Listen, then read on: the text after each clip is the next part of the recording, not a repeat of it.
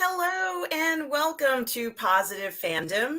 This is here. And of course, we have all the way from the UK, Russ Whitfield with us today. How are you this morning, Russ? Oh, good. Thank you, RM. How are you? I am very well, thank you. It's another wonderful Sunday brunch here on Positive Fandom. Yeah, it's exciting, right?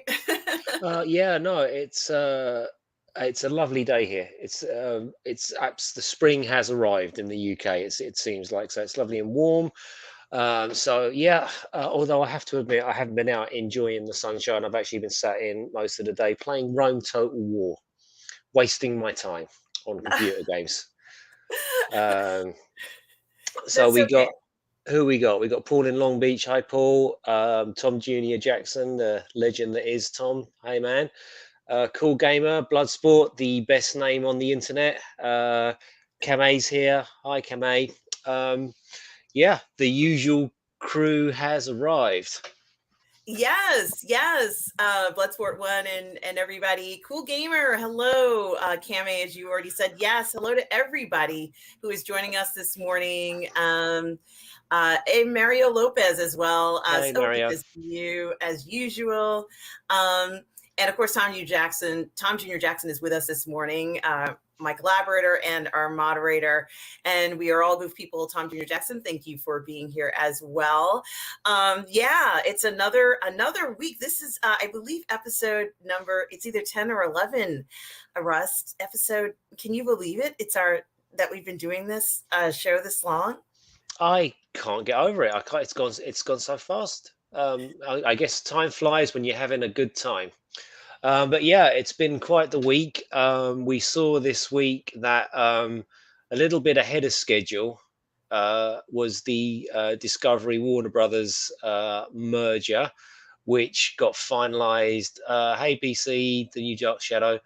Um, yeah, which got finalized pretty much on Friday. And there were all sorts of headlines, weren't there? Bloodbath at Warner's and things like that. I think Toby Emmerich so far has kept his job. We don't know about Walter Hamada, but we do know that and Sarnoff has been shown the door, as has Jason Killar. So they're gone. I think Killar said basically, well, he'd kind of be doing my job, so I've got to go. So what that means for Warner's, it's exciting times, I guess. But we had a full storm like this before, didn't we? When AT&T took over, and that was going to be the great new thing. But the for my bias perspective, we had the Snyder Cut come out of the AT&T takeover. Um, and there was a brief interview with Zaslav, and he's very much into epic movies, and he mentioned Batman vs Superman as one of the epic movies. It was Matrix, uh, Batman versus Superman, and something else that I forget, because of course all the Snyder Bros have just sort of honed in on that. Um, I've been following a lot of Snyder Bro media, and everyone's trying to paper over the crack that Toby Emmerich is there. So he's kind of like a anti-Snyder guy who's still in position. So we don't know what that means for any potential restoration of the Snyderverse. So yeah, what do you think? I mean, do you think that's likely to happen now? Did you catch up on the news about Warner Media, or have you been focusing on other things? Well, I should have caught up on it because I was on Midnight's Edge and we were on Friday and we were talking about this. Hmm. And for me, it feels a little too early to sort of be speculating even about any of this, because I have a feeling we won't know till the end of the year, honestly, how this is going to play out for several reasons. But the main reason why is because we've been waiting for a shakeup, let's say across the board in a lot of the studios. And I'm hoping that this is one that will kind of send the message that we need to have, an incredible amount of change going on, not just in management style, but also in the way that they go ahead and approach, the way they're making their entertainment and what the focus is. And we did see something like that with Disney making a statement about how they were going to focus more on what the fans want to see, and not so much on other things. Let's make it pure entertainment now.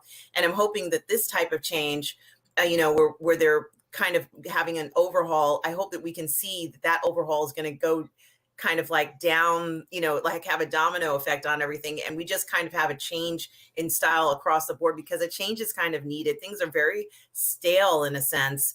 And I think if we want to see any more Snyder style stuff, that change is going to happen. It was changed that the fans brought the Snyder cut back. That was a fan driven change. And we're going to have to see, maybe not fans coming again to demand certain things, but I have a feeling that, we're going to see, more changes that will result in more things that fans are going to love versus, the opposite of what I think a lot of us have been getting, which hasn't been really as much as it could have been. And, there has been sort of like a less focus on what you would call sort of like the B movie, which is sort of like the bread and butter of like every single movie theater, because most of the movies in these movie theaters are not, blockbuster films. Most of them are, B films. And, we've kind of like drifted away from that, focusing on wanting to spend $120 million on every movie. It's just not realistic to do something like that. So No, it's not. But I think in that regard, Netflix seems to have stolen that sort of that middle ground, that middle 5 to 20 million budget movie. I just wanted to address something here I yeah. saw in the Yes. And chat. hello, Mark O'Brien, to you, and Rez Tolentino. Good morning to you. And please go ahead. What did you want to Yeah, address? something that Mark said. Actually, he said that he read the Flash plot leak, and that's done the rounds, saying it's totally weird. So I don't even think I need to do spoilers here, because I think this will get changed. But according to scoopers and leakers and so on and so forth, the people that have seen a pre-screening of the Flash movie, it's pretty good. Um, as far as it affects what's happened in the DC universe, we find out that General Zod and Faora kill Henry Cavill Superman when he's a baby, and that's why that universe doesn't have a Superman. It's got Sasha Kaye, Supergirl, who apparently is really really good in it. She's one of the bright spots. I think, and I guess Mark can correct me. I think Ben Affleck Batman doesn't die. He gets put into the Snyderverse and appears in the middle end credits, saying, Barry, come and help us. I think Michael Keaton Batman dies in this one. But it seems a little bit all over the place. Hey, Renz, as far as the Flash movie goes, and I think it's not going to satisfy anybody. So I'm glad it's been pushed back. I think that was a smart move to push this back until they get their ducks in a row, because until they decide creatively, Warner's, what direction they're going to take the DC universe. And look, obviously, as Bloodsport's saying, Snyder Cuts beats 80% of the MCU. Yes, I think so, but I'm incredibly biased. They need to pick a direction, and they need to go with it. And hopefully it will be the direction that it seems the vast majority of the fans want. And I say, the diehards, if you like. I mean, I'm not sure casual fans care one way or the other. To be honest with you. Yeah, Um, and you make a lot of good points, Russ. I agree with Mark when he says that the Snyderverse will be back. It's too. He's on board with us, especially once people get nostalgic for it. We need Man of Steel too, though. oh yeah, we do. I never ever like to hear anyone say the words killed Spider. I would say Spider. I always get Spider-Man and Superman mixed up for some odd reason. Kill Superman. Like that to me is like I didn't hear it. I'm ignoring it. I refuse to hear it. I don't believe it. I don't want to believe it. Even if I see it in a movie and they dare try to kill Henry Cavill Spider-Man, Superman, God help me. I won't believe it. Like if I see it in front of me, I'm just going to ignore it. I'm like, I don't care. he's still alive. I don't care. So this is just me. Yeah, I'm with you, and I I can't understand the thought process. I don't get it. I mean, you can take, let's say we forget Zack Snyder's verse, forget it. Everybody loves Henry Cavill. Like everybody is screaming for this guy to have a Superman movie. There's directors saying, "Well, I'd do it like this." People are coming out, and they just seem to, as I've said before, it almost seems like, "Well, no, you can't have what you want. We're going to give you what we think you need." Again, another lecture, or whatever it is. So I don't know what the logic there is, but it's kind of, can you imagine being in that writer's room? Oh, I know. We'll kill him. How are we going to kill him? We'll have General Zod kill him when he's a baby. Oh, brilliant idea. That's a great idea. Let's do that. Ridiculous, ridiculous, ridiculous. How dare Yes, you? How dare you? I know, right? How dare you try and kill Henry Cavill? Don't you dare do that to I me, know. We love people. him. We love him. We love Henry. Yeah, honestly, that they just really would, it would be a very foolish act. It would be almost as foolish as if they got rid of Gal Gadot as Wonder Woman, even though her films were not what we've all wanted to, and Mhm. they could be. I think it would be very foolish, like if she were no longer to play that role. I think she's great for the role, and she's done a lot for the role. For them to even suggest that, Superman would even be going anywhere, I think is ridiculous. I think that the approach that they had on Teen Titans was better, where they had, the person who's sort of like half Luther, half Superman. Yeah. That's much better. Bring Connor. that guy in. Bring this Bring that guy guy in. in. Yeah, it's a shame it's not part of this. It almost is. It seemingly could be part of the Snyderverse, but of course it isn't, because we've got Ian Glenn as Batman in that universe. But I do like it, even if it's silly. Um, Yeah, but they so don't have yes, to kill Superman. That's what I'm saying. They don't have to do that. If they want to have another reiteration of a character similar to him, go ahead and make something similar, but don't kill him. well, I think, with Henry Cavill and Ben Affleck and Gal Gadot, this has been going on for 10 years now, and I think, or any fan of DC slash Snyderverse slash whatever, no one's really thinking that Gal Gadot is going to carry on for another 10 or 15 years as Wonder Woman, and Henry Cavill is going to carry on for another 10, 15 years as Superman, or whatever. Almost seems like these characters need, another solo movie each. Like, so you get Yes. Batman, Deathstroke, you get Wonder Woman 3, and you get Man of Steel 2, and you lead into Justice League from there, and you finish that era, and then you reboot and you start again. Because, I guess Henry, by the time they finish this, Henry's going to be in his 40s, Gal will be in her 40s, Ben will be sort of mid to late 50s. So they kind of need to get on with it and just finish it off, before these guys become too old. Or I guess you could bring them back for Kingdom Come.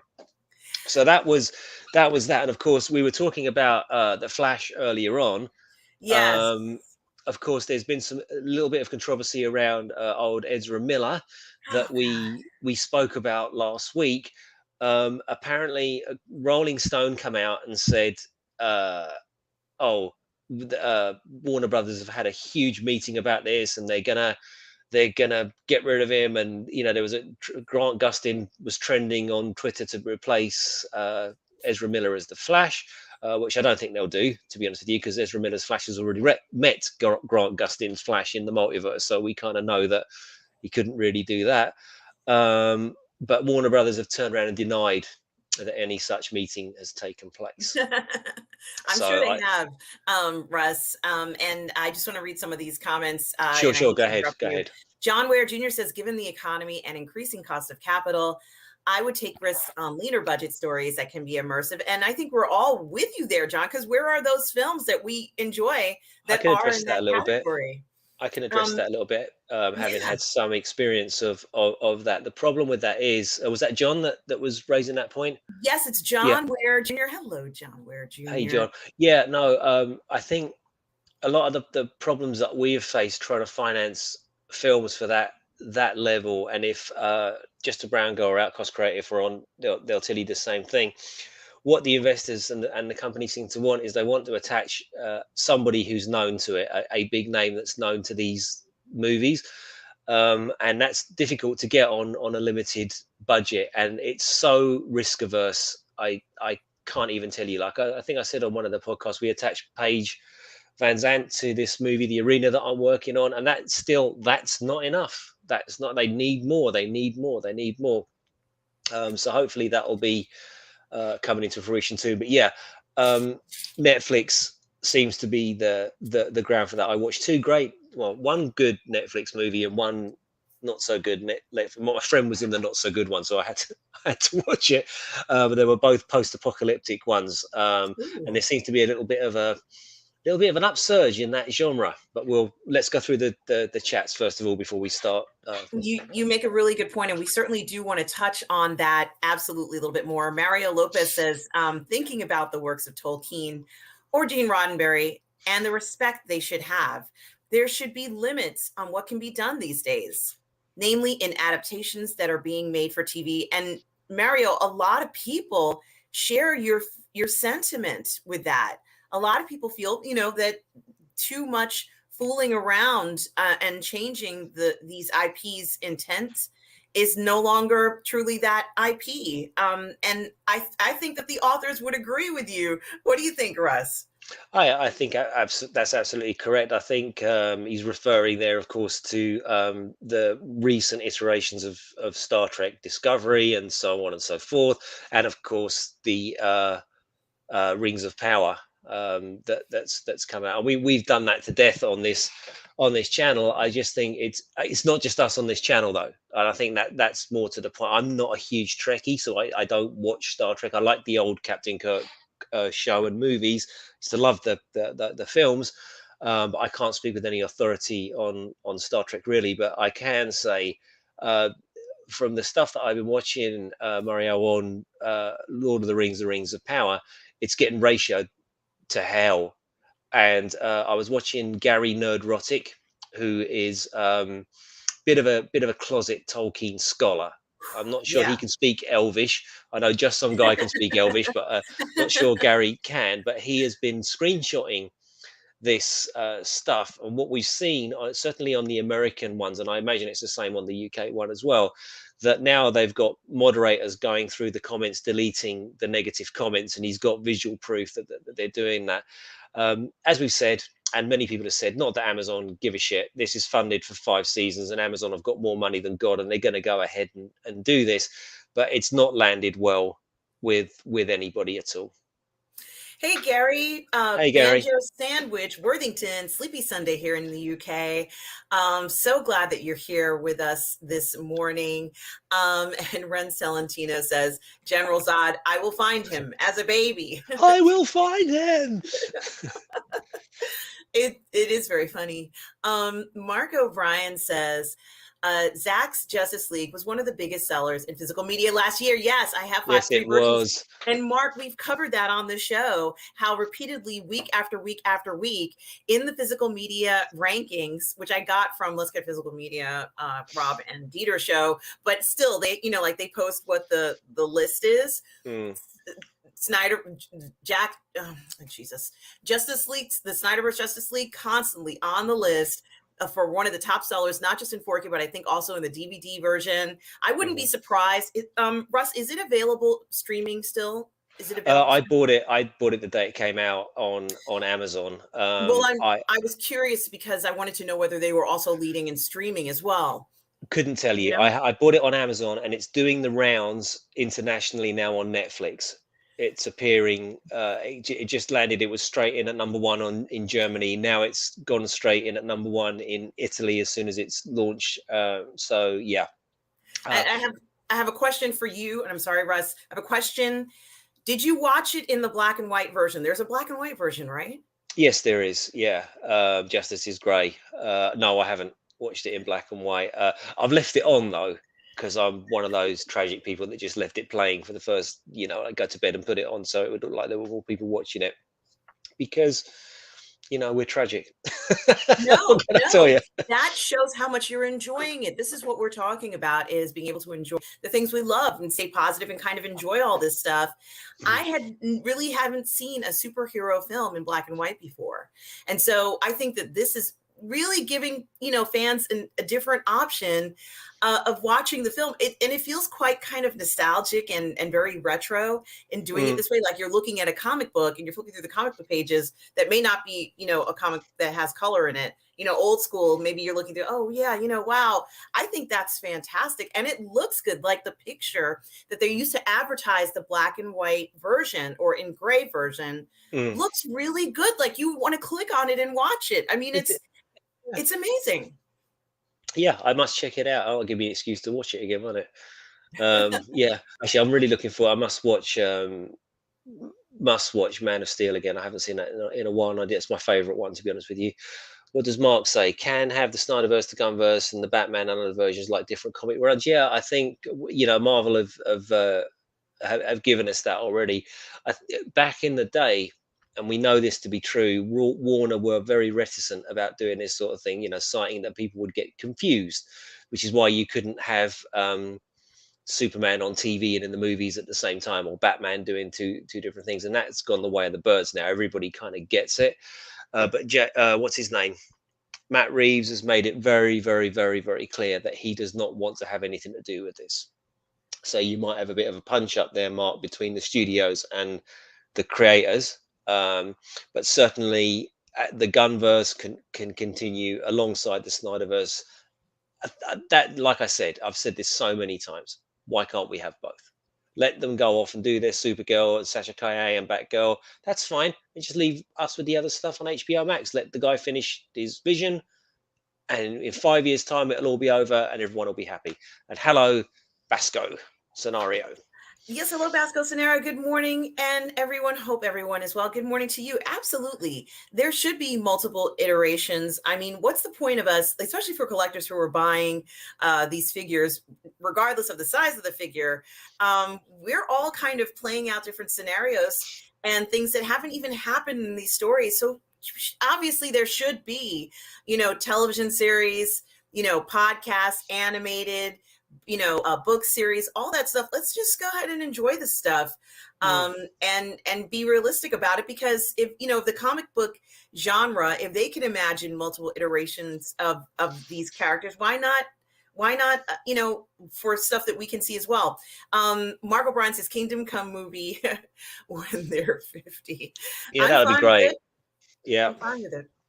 yeah. Tom Jr. Jackson says if they want to do Batman, they need to pick up some other villains from his rogue gallery, spice it up. Are we Wow. Yeah, talking Earth 2? Are we talking Battinson or Batfleck, Tom? Because I think with Battinson, it's gonna be a wild ride. If because this is it's borderline horror. It was borderline horror. I don't know if anybody saw did we talk about the Joker scene? we spoke about it briefly, Uh, and I have to agree with what you were saying, Russ. It was borderline horror. It was a movie that was not meant for children. This is an adult version film that explores more of the horrors, and not in sort of, it's not a pun, and it's not a satirical way. It's just straight up it was horror and it was murder. dark, man. So And to address Tom's point there, I doubt if you're gonna see Clayface, but you might see Mr. Victor Fries doing something weird and scary with cryogenics, trying to bring his wife back to life or something like that. But I do suspect that anything that Matt Reeves does is going to have a horrific psychological twist to it. Like the Joker will be some sort of crazy serial killer. On someone, people will be getting kidnapped left and right. It's not going to be. I love that. It's gonna be horrible. It's gonna well look, man. Everybody said it, haven't they? It's a cross between Seven and Zodiac was the first one, and a bit of Silence of the Lambs with the Joker. So it's obviously anybody that's sat down and written something, and I'm sure most people in the audience of the podcast have. It's pretty clear that when Matt Reeves sat down to write this, he thought, okay, what do I want to do? What universe am I going to set this in? I'm going to set this in the Seven Silence of the Lambs Zodiac universe. That's his vision for it. That's a fucking scary place to be. Yeah, it really is. And one thing that I can say, there are very specific things I think that make it more horrific. For me, the number one thing is the scene where the father is choking his own daughter, and also, of course, the Mm. intention for the daughter to be actually killing her own father, which is Yeah, truly, just such a horrific act, a horrific idea, and maybe why the film is so good. So, I guess, I crave to see, things of that. It is a very violent, it is a very shocking thing to put in a film. Because yeah. I don't remember the last time I've seen anyone talk about something that's so close to them, especially for two people who know each other well and work with one another in the film, as the situation was. Mm. To be working day in and day out with this person, knowing that you're planning on killing them, and that any minute he could kill you. It's just really bizarre for a father daughter relationship to be like that. So Patricide, yeah. yeah, and Mario Lopez says, if Warner Brother wants to kill a character, then kill the characters of, I call her Aqua Queen, and I haven't come up with a name for the Ez, but we certainly are going to be talking about these two, because there's a Are lot we to not talk. allowed to mention them? Is YouTube not? Yeah, I wouldn't really Oh, mention her and the person she's in, the Pirate King guy. Don't mention him, oh, okay. because he's, apparently whenever you mention the Pirate King and the Aqua Queen, and maybe even this guy who sends bolts of, who can move very fast, whatever you want to call him. Sometimes I get him mixed up with another character, but just to kind of get out of that, because maybe even the guy who plays that role isn't worth our time even talking about Well, we can anymore. But call her Aquafina. We like yes, Aquafina. Aquafina. There we go. absolutely. And Mark O'Brien says, I think Ezra will have to go if he doesn't get help. I love him as Flash, but not what he's been up to. And it's a little bit more about the Aquafina. She made a statement yesterday, and she's always had love for this person. Mm. I'm sure there's going to be a lot being said, usually right before a case you don't say anything. So it's a little odd that she would put out a statement at all. And that Ezra has to get help. Absolutely. Um, Also, we hear that from Mark O'Brien that the House of the Dragon is going up against the Rings of Amazon. Do you know anything about this, Russ? I do not, but my heart leaps as I see that, because I imagine if it's going head to head, then you will see fan outrage, won't you? Like people will just be upvoting it. People will be ratioing the House of the Dragon, regardless of its quality. Now, it's almost people are going to be rage clicking it up to get one over on Lord of the Rings. I can imagine that happening. As I said, I've seen on other people's channels the ratios. They've got millions and millions, well, not millions and millions. They have something like a million dislikes on both the UK and the US one, and all those people that have taken time out of their day to actively go and dislike and negative comment are going to be throwing their support behind House of the Dragon. They're going to be, look, man, if it was Bridgerton, they'd be throwing their support. Whatever's going up Oh, against it, they'll be supporting it. well, I have to tell you, Bridgerton is doing very well. Season 2 is a hit. I'm anticipating, if they haven't already announced a season 3. Season 2 is not as sexual as season 1 was, which is okay, but it still was very good. They kind of paid tribute to Colin Firth in Pride and Prejudice, his run with Jennifer Eel from the 1990s, in Hmm. a scene where the lead character jumps into, a water, I Yeah. guess a pond or something, and comes out, and of course you can see through the shirt, and it's like supposed to be this very sexual. Well, he was, he is a very sexual man, and the film has a lot of sexual tension. The series has a lot of sexual tension in it, and it really is smoldering to a point. There's a lot of very close encounters. It's exactly the type of stuff we love in Bridgerton. I covered it with Lorena on her channel, and half Hmm. of it on my channel as we did our watch party. But I can't impress upon all of you enough. If you like romance, or you know someone who likes romance, go ahead and check out Bridgerton season 2 and season 1, which was a little bit more provocative, a little bit more steamy. Both definitely watching. Good morning to you, Dad Man Walking 55. Hey, Dad, man, walking. So glad you're with us today. Mark O'Brien says that he has I have my Josh version in a cupboard. Yeah, I Um, often wonder, Mark, if there's like a super cut where somebody has cut some of the some of Justice League into Zack Snyder's Justice League.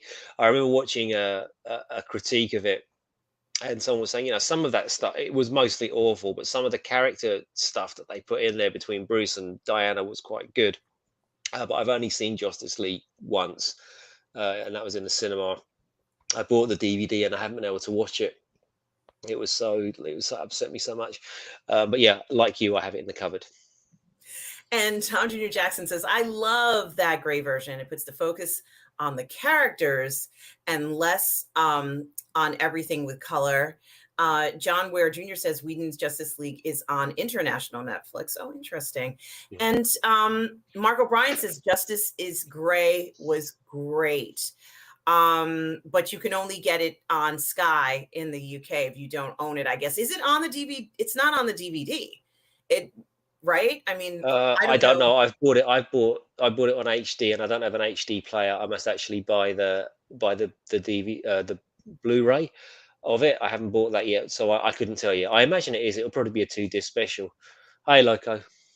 Hey, Loco Lou, how are you this morning? So good to see you today. And, I've streamed with Loco Lou on a lot of my Book of Boba Fett specials. And he is Mhm. also an active member on Geeking Out, as well as a lot of our 1/6 scale figure shows. So always good to see you, Loco Lou. And Mark O'Brien agrees, different canon between Batman and the other verses, it is what it is. And we can't really expect them to be 100% syncing up. Like, honestly, I think sometimes that might be unrealistic to have like a 100% sync. It's okay if we have some differences, nothing too drastic, but some differences. And we see that in the comics anyway. Every comic, sometimes when they have a new reiteration, there may be some nuances that are a little different. What do you think, Russ? Yeah, no, absolutely. I'm a big fan of everybody likes their connected universe. It seems that Warner Brothers are not as wedded to it as Marvel are, and Renz here makes a great point. I hope Battinson faces Talon and the Court of Owls, and Batflex continues with Deathstroke. I could not agree more. And don't you think that the way that Gotham is set up in Earth 2 and in the Battinson verse seems very much the sort of place where an Illuminati type of court would be running Gotham from behind the scenes, and that's horrific in itself because they are thinking the Court of Owls. They drug Batman, they put him on LSD, and they leave him in a maze, and he's freaking out. Yes. Yeah, I can see that happening in the Battinson I think it's funny that verse. you should mention that because I have this desire to play with the Battinson. I don't know why. Like, I want to see how he's going to react to all these crazy situations. And he Mm, seems to be doing pretty good. I actually kind of really like his determination. And, as a woman who is a big fan of course, Pattison in general, this is like a different side of him that I love to see. mhm. A somewhat more aggressive side that I hope we get to see coming out. And I really, really like seeing that. So I hope I didn't reveal too much. No, no, no. I think we're kind of beyond spoilers now. I think it's finished. It's a cinematic run. Yeah, it was a great Detective Batman. What else has been happening in the news? Mhm. I heard that they're remaking The Crow with Bill Sarsgaard as the lead character. Now, this has been floated a few times, and the last time it came up, it was actually Jason Momoa was going to be the Crow, and I think he was a lot younger then, and there was a lot less of him. He was more Conan Momoa than Aquaman Momoa. Um, but yeah, I'm kind of in two minds about that. The Crow sits with me in the same car as Escape from New York, and perhaps The Thing, even though The Thing was a remake in and of itself. I just think some of these things just don't remake them. Just leave them as classic, especially Escape from New York. I just can't see Escape from New York working in the 21st century. I just think it was of its time. The Yeah. hero was of his time. yeah, well, having said that, I mean, it's all kicking off with the Russians again, so you never know because the Cold War's come back as it was back then. I don't know. I just think some things are perfect. I thought The Crow was a perfect movie. I think Escape from New York is a perfect movie. That said, Bill Skarsgård seems like a good choice to make as an actor for it, but I kind of hope that they don't do it. Although I was watching a I say I was watching. I was actually in the shower. I was kind of listening to it, and I think it was Mr. H was talking about it, and they're not trying to remake the Brandon Lee movie. They're going back to the comic, which was a little bit different to the movie, and they're going to try and explore J.O. Barr's original concepts. That's what they've come out and said. So I don't know. I mean, are you a fan of the Crow, RM, or is it just a little bit all too goth and Cure, The Cure is just a No, mercy no, for you? love all that darkness and, rain and, just, I don't know, wet hair. I don't even know how to describe it. Mhm. I love all that stuff. And, of course, the film had somewhat of a tragic association with it. And they tried to make a two. They did make a part two, and they tried to duplicate. As far as I'm concerned, they tried to duplicate the same feeling, and you couldn't do that because of what happened. Because we're kind of like, we're impressed upon what has happened in the first film, not just on screen, but in actuality to the person, to the star of it. It's going to be, Well, it's immortalized forever. that's And true. it's a hard act to follow. They need to go in a completely different direction. Does it mean that it can't be dark? No, but it has to be something a little different. And it can't be where you're kind of resurrecting it in a similar circumstance. I think they need to come up with something creatively, something a little different, something maybe someone falls into this um, in another way, in a different way than the original character fell into it. Maybe going back to the comics will do that. Mm, Maybe exploring a different train of thought or a different way of doing it is exactly what it needs. But they can't do what they did with the Crow Part Two. Like they can't do that again. It would be a disaster. So I well, hope they can I come need up. to. There's an interesting story about the Crow, City of Angels, with the French guy in it. Mhm.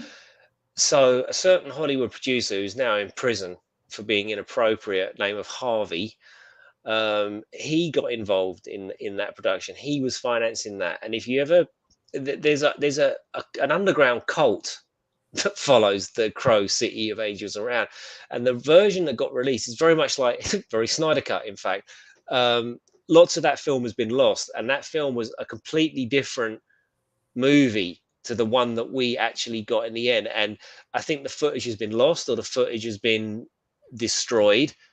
And everyone, like in now you're in the era of the internet, and that was kind of like pre-internet or at the dawn of the internet. And now people know about this, and the director laments that his amazing movie is lost and it will never be seen. And we've got this kind of like abortion horrible action movie cut that came out of courtesy of Harvey, and the true work will never be seen, and that's a real shame. Then there was a pretty bad follow up with Eddie Furlong in it. I seem to remember, but yeah, City of Angels it would be great. But no, I hear what you're saying. I don't know. I honestly don't know what they're going to do with this. It is going to be Eric Draven. I suspect it will because it was Eric Draven in the comics. Um, but that's all I know.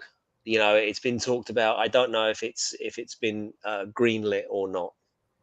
Yeah, and I think that if whatever they decide to do, it has to be done with great care, and it has to be something that goes to completion, because it can't be, kind of like scrapped the way that part two was done and then kind of just Mhm. push it out. Like, we can't have that happen again. I think that they want to do something, if Skarsgård is involved in it, I think he's going to want to have a top-notch production. He doesn't want to have something that's, kind of, not done with care, considering the situation. And he wants to also make an impression himself as the character, if that's the character he's going to be playing. So I think that even just for his own edification and reputation as an actor, he's not going to be satisfied with anything that isn't, perfect. And we've seen nothing but perfect performances from him anyway. Mm. So Well, he's a it great could be. choice. He's a great choice, no doubt about that. If you're going to get someone to do it, get him. Yeah, I think we can agree on that.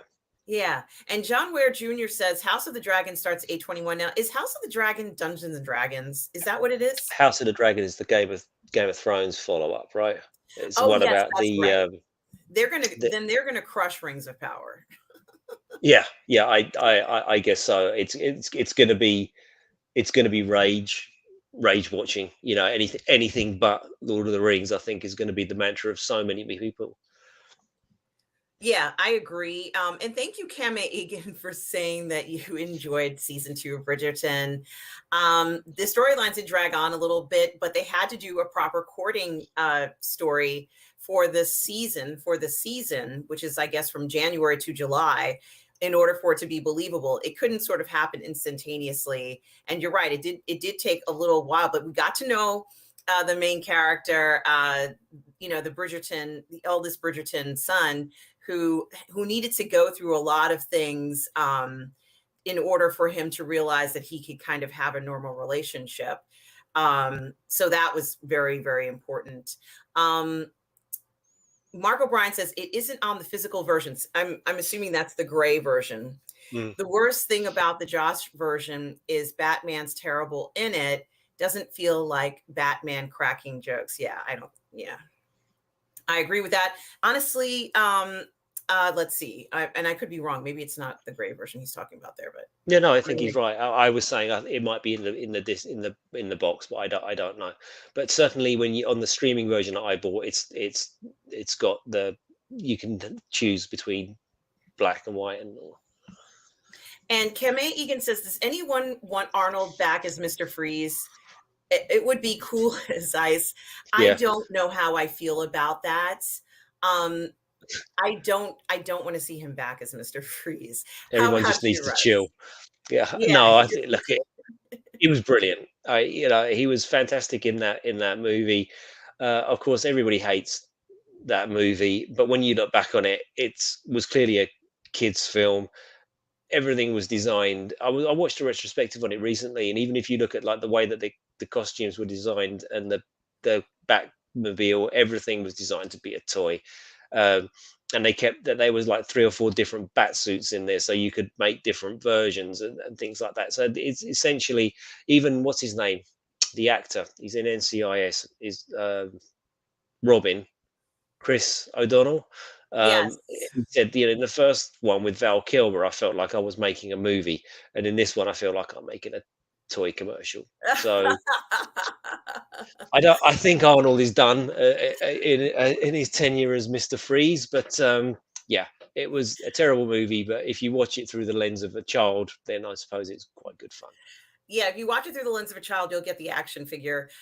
John Ware Jr. says foreign romance miniseries recommendation for and La Reina Creole Devotion, a story of love and desire on Netflix. And we certainly will check that out, John Ware Jr. Thank you for the recommendation. And we have the Clone Collector. Welcome, the Clone Collector. So good to see you here this morning. And he says, everyone like and subscribe. Absolutely. Please, everybody like and subscribe. We so appreciate when you do that. And it's so good to see you, the Clone Collector. We hope you are well this morning. And, I did want to talk to you a little bit more, Russ, about the idea that we were talking about. And I didn't really necessarily get to saying it, but you were implying it. And you and I both want to talk about this a little bit more in the sense of, what do you do when you have these actors? And it seems to be a common occurrence. Perhaps maybe we're seeing a lot of it and we're kind of ignoring a lot of what's going on. But when you have actors that kind of go rogue or, not just difficult on the set, but let's just say things outside of the set that unfortunately affect their performance or the potential to market them as an actor. And we did mention the guy whose name starts with an E. We also mentioned, the guy who was at the Academy Awards and his situation. And unfortunately, not only are his projects being stalled, but his proteges who worked for him or worked with him that he was trying to get to work in Hollywood have had problems getting their films out. I think maybe Bad Boys 4 was affected and a number of other projects. And we kind of speculated, and I think if it wasn't you, about how, in a few years, he's going to come back and, go into, and you mentioned he's already in rehab or something like that, right, Yeah, Russ? I think last thing I read, I could be wrong, and I stand to be corrected on this. That the Fresh Prince went off into rehab to sort himself out, and this is, this whole thing seems to be sort of playing out in such a sort of cliched way. When we were talking about to talk about the Fresh Prince to kick off with, so he's now gone into rehab. He's now a victim of an abusive relationship, and he's gone to rehab to get himself sorted out. And if he has got problems, then great. I'm glad he's gone into rehab. I wish him well. And I suspect what will happen with the Fresh Prince is that after he's done here and been through his journey of self-discovery, he'll no doubt release an autobiography, I'm sure, which is a tell-all about what happened and what went on. And then I'm pretty confident he will make a movie for zero budget, a very, very worthy Oscar baiting film, and he'll give a powerhouse performance, and he'll come back, and everything will be forgiven within 18 months, 2 years of now. Um, because whether that's the Academy or not, I don't think that's neither here nor there. I just think that he's now on a redemption path. It's almost like a movie in of itself, because he was banned, wasn't he, for 10 years by the Academy, who were caught lying, having said that, well, we should have asked to have the Fresh Prince removed, and we were going to do this, and we said this, and we said that, and we said the other, and then of course it came out that no, they told him no, it was totally cool and he could stay, and having been caught out in their lie, they've now decided to double down and punish him. So yeah, not that it's their job to police this stuff anyway. He should have been, the building security should have thrown him out, but it is what it is. Absolutely. And Kame Egan, we certainly are going to be talking about Moon Knight today. Don't you worry. We are going to have a discussion about this coming up a little bit later for sure. So please hang on in there and you will see that we will cover that. Now, getting back to what you were saying, Russ, as far as I'm concerned, as I said last week, the Academy's job is not to punish people. Like, their role isn't to do that. Their role is to give awards and to promote movies for the season, whether they've already come out and they want to continue the promotions, or to promote upcoming films, that they want the public to see. So I don't think that the Academy should be in a situation where they're policing people because they feel that they have to do this now out of peer pressure.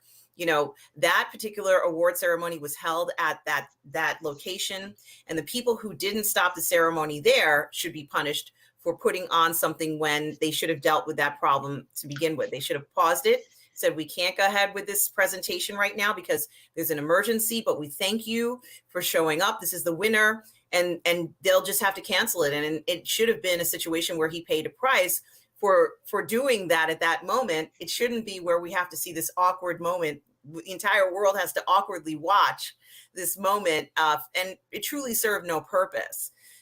So as far as I'm concerned, in regards to whether or not they want to punish somebody for 10 years is ridiculous, because there's so many other people who have done far worse things that they could punish maybe even for a lifetime, but they're not doing that. So it's kind of a hypocritical kind of move. And I still say that the LA County office should be either in conversation with the parties involved about what they want to do going forward, because that's their business. It has nothing to do with us. It's none of our business. The Academy can't be responsible if two people go up there and have at it. Like, that's not their job to police grown adult men. It's nobody's job actually, other than the police. And, we don't know what happened behind the scenes or who they've been talking to, let's say in the police department or whatever is going on. But in all honesty, the Academy shouldn't be responsible for physical altercations between actors. No, So but as far as the building people should, there's people there. Every venue like that has bouncers and security people and all the rest of it. And what should have happened was, you can't carry on like that in here, mate. Well, I'm the Fresh Prince. I don't care who you are. It doesn't matter if you're the Fresh Prince or not. You have to leave, and that should have been it. And then whoever else goes up and picks his statue up for him and says, as you saw, the Fresh Prince can't be here because he's tired and emotional. exactly. And that's how it should have been handled, and that would have been the end of it. But it rattles on. It just seems to have been that there's been a glut of these stories suddenly come out. Obviously, you've got Aquafina and the Pirate King. That's coming to a head. You've got the Fastest Man Alive and his troubles and the truth of about it. Someone in the chat, Mario, saying most people don't care if actors behave properly if their movies are good. I don't know if that is so true anymore, Mario. Um, I think maybe it was because we didn't know as much. But I find, and this is just an opinion, and I could be right, I could be wrong. It's just my point of view. I just think with now that you can see behind the curtain of actors and celebrities and all the rest of it, people are a lot less forgiving of their foibles, especially in a world that we live in of cancel culture. It's almost like people are waiting to cancel somebody. They can't wait to. There's a certain type of person who inhabits the Twitter sphere, I think, that does this with malicious glee. They're waiting for somebody to fall off their horse so they can eviscerate them. And I hope that doesn't happen to any of these people, because I think cancellation is a vile thing that these horrible people do. But it's the world that we live in. So I don't know, Mario. I think I'd like to think that, but I don't think that's the case anymore. And I also want to say a good morning to you, Lorraine Creole, a very good friend of mine, a fellow YouTuber. Guys, check out Lorraine Creole's YouTube channel. She says, good morning, everyone. Be sure to hit that like button. Yes, please hit the like button and subscribe to the channel, guys. Positive Fandom. Lorraine, thank you so much for stopping by this morning. Guys, go ahead and check out Lorraine Creole's channel. She also has a lifestyle channel, La Vida de la Reina Creole. Check that out as well. She always has fantastic live streams. Please do check that out. And I will be streaming with Lorena on Monday night as usual. And we will also have our Reacher I guess it's like a replay at 1 o'clock this afternoon. So please check that out as well on her channel. So nice to see you, Lorena Creole. And I so do appreciate the support, and also welcoming Viking Doug. Hello, Viking Doug. Good morning to you, and we hope you are well. I did want to say, Russ, that in regards to what they're trying to do and handle these situations, yeah, maybe we do know a lot more. And I don't know whether there's even anything in place to handle situations like this. Maybe they were handled before. Someone would just kind of like be moved around, or it would be very quiet or hush hush. But it's impossible to keep these things quiet now. We know everything. They make sure we know everything. There are no more quiet moments. No.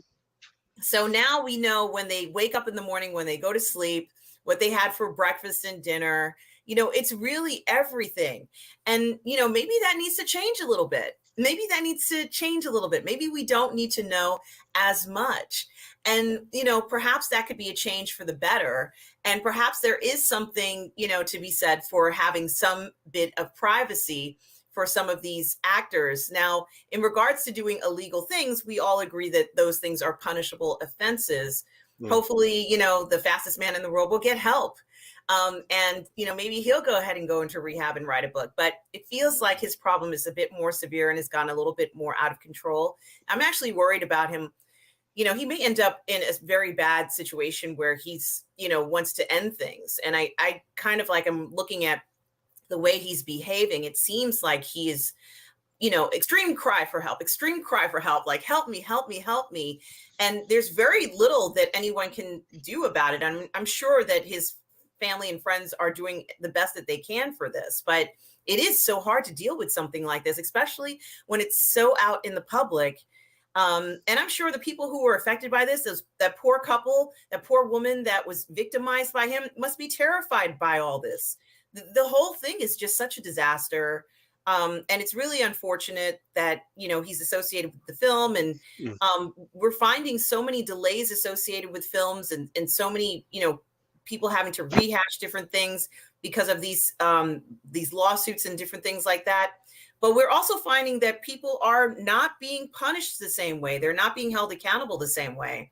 And I think a lot of people are, very concerned about that. And of course you'd have to be concerned about that, because we do realize that people are not being punished equally under the eyes of the law, or even under the eyes of any system whatsoever.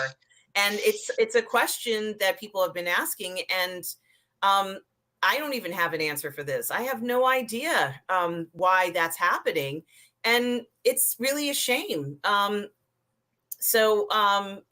really think that going forward, they need to try and figure out what they're going to do in situations like this, especially if it's going to affect an entire industry. They had to delay a film by a year, not because of the pandemic, but because of a court case. This is, at least this is my speculative view. I'm suspecting that the movie was delayed by a year because of a court case, which There's all sorts of speculation, isn't there? I mean, yeah, that's you're talking about the one with Aquafina and Momoa, right? That was yeah, pushed yes. back. The Fastest Man Alive has been pushed back. All sorts of reasons. I believe. I think, yeah, you might be right. That may well have had something to do with it. Um, for me, it's more about course correcting. I think that has been now kicked it. They've all kicked it into the long grass. Um, it seems ludicrous to even say this, but it seems that there's so much spite and bloody mindedness that's gone on at Warner Brothers. It's almost like the current incumbents have tried deliberately to fuck everything up as much as they possibly could. Like a bitter husband who goes into the house after the divorce and cuts up all of his wife's clothes and throws them all on the lawn. That's what seems to be happening at Warner Brothers at the moment. With these ludicrous ideas of killing babies and replacing Superman with, yeah, these are just, it's a sort of thing like a 9-year-old would do. Oh yeah, I mean, he's dead and now it's going to be a girl, and it literally seems like it's like that. So I think it's just been whoever's, the Zaslev's come in and said, no, we're pushing this into the long grass. I need to see what's happening here. That's my thought, but you could well be right as well. Yeah, I like the Sunday brunch chats as well, Kamei. We don't really have much of a plan. We do. Well, it's actually not true. What happens most weeks, pre-brunch, normally on a Saturday afternoon, is Saturday afternoon for me and Saturday morning for our we'll chat about the show and what we're going to do, and then we end up on the phone for like 3 hours. Yes, there was like 3 hours. We ended up Yeah, talking it about is a long absolutely time. Yeah. everything, and we have like a loose plan of, we better talk about, the Pirate King, we better talk about this, and then we completely forget and we just start talking about other shit. And the way it kind of works is now it's like interactive with you guys in the chat, which I really enjoy, because people just sort of fire up questions, and it's always good to it keeps it lively and bouncy. So we kind of have a loose script, but that tends to go the way of the fairies, depending on what goes on in the chat. Yes, and the other thing that I was going to say is, we have been talking about, this penalty that this person has gotten in 10 years. And someone did ask the question about whether 10-year suspension was excessive. Yeah, I think it's stupid. I don't think he should have been suspended at all. They're not there to police somebody just because they went and did something, there. He didn't do anything to the academy necessarily. He embarrassed himself and assaulted another person, but that has absolutely nothing to do with the rest of the academy. Yes, he wasted their time. Yes, he did that, but honestly, compared to some of the other things that we've seen from other members of the academy, I don't even think they should even worry about these suspensions and things. They're not there to police people. If this was supposed to be the Academy Awards of integrity, and you are a person who has the finest upstanding stuff, fine. But the Academy Award should just be an award that's given, and they shouldn't have to worry about individuals' personal behavior. They're talking about a performance in a movie, not their performance in their entire lives. Yeah, So, but they had to do something, didn't they? This is the point. They had to do something because they were called out. They very much did what you were saying. I thought, well, fuck, it's nothing to do with us. He's a dick. What are we going to say? But then they were under the microscope themselves, and they felt like they had to act. Kame, I think you're right. I think it is excessive. Yeah, absolutely. But they've just hit the panic button. Oh, we haven't done anything and they were busted lying. That's why they've done this. They've adopted this stance now because they were caught, and it's almost like, well, we were caught, so we're going to punish you, because we can't punish ourselves. So I don't know. That's a good point, Russ. Hmm. They're doing it to save face. They messed up, and they could have even come out and said, something has happened tonight, and we do want to express, our deepest shock, and we're trying to handle the situation. Even if they had come out and said that, no one would be questioning them, because it Mm, would show that they were active and kind of like dealing with it. But when you kind of push it to the side and pretend like it didn't happen, people will notice that, especially when it's on television mm. internationally. The whole world saw this. You can't hide that. And holy hand grenades, holy hand grenades. Good day to you. I always think of heavy hands, as I've told you before. I dated a guy whose dad had these heavy. I didn't know what heavy hands were, but I'm sure everybody on Earth knows what they are. But I didn't. I was only like maybe 19 at the time. But I always think of heavy hands and holy hand grenades. What a combination, right? Thank you for joining us, Holy Hand Grenades. Good day to you. And we also have Six Scale Cantina. Well, hey, Hello, Six Scale Cantina. Good morning, Russ, and everyone. I'm drinking and brewing more coffee, baby. Well, good morning to you, Six Scale Cantina. Guys, Aries Tarrington from the Six Scale Cantina and the Market Chart Show. Do go ahead and check out his show. He has all the good coffee and tea on Star Wars Talk and on 1/6 scale figure collecting. So please do check out his show as well. And so good to see you here this morning, Aries Tarrington, Six Scale Cantina. something I wanted to touch on actually. You mentioned TV there, or something that's been brewing away quite quietly in the background, and it's hardly been spoken about at all. And I originally was quite anti this, but the more I read about it now, uh, the more for pro this I am. Is the Alien verse is getting a very quiet and very subtle reboot on by Noah Hawley. There's a TV show coming out with him. Apparently, he's a brilliant, brilliant, brilliant writer. And also, there's a new movie coming out by Fede Alvarez as well. And this isn't going to be a huge budget movie. And again, it's a Disney move, a Disney Fox move this time. And once again, they seem to have just got their pulse on the zeitgeist, like what we were saying at the beginning, that there is this place for these not mega budget franchises. And I feel that the Alien verse very much fits into this, a bit like Star Trek. And I've heard Rob lament the fact that Star Trek is just not $100 million multi franchise. It's a niche thing, and Alien is a niche thing, right? It's Absolutely. not Yeah. it's not for everybody. And I feel with this TV show, this Hawley TV show, and this Fede Alvarez movie, I'm quietly excited. And there's another thing that I've seen a lot of lately, and I don't know if people in the chat are aware of this, is tabletop role playing games. Yes. Right now, I used to play Traveller when I was young, and I God knows how this happened to me. I found this channel on YouTube where people are like this. It's not done on a tabletop anymore. We don't go Yeah. around to people's houses and smoke fags and drink beers and play Dungeons and Dragons anymore. Now Right. it's all done online. So you can be in New York and I'm in London, and this Yes. group of people got together.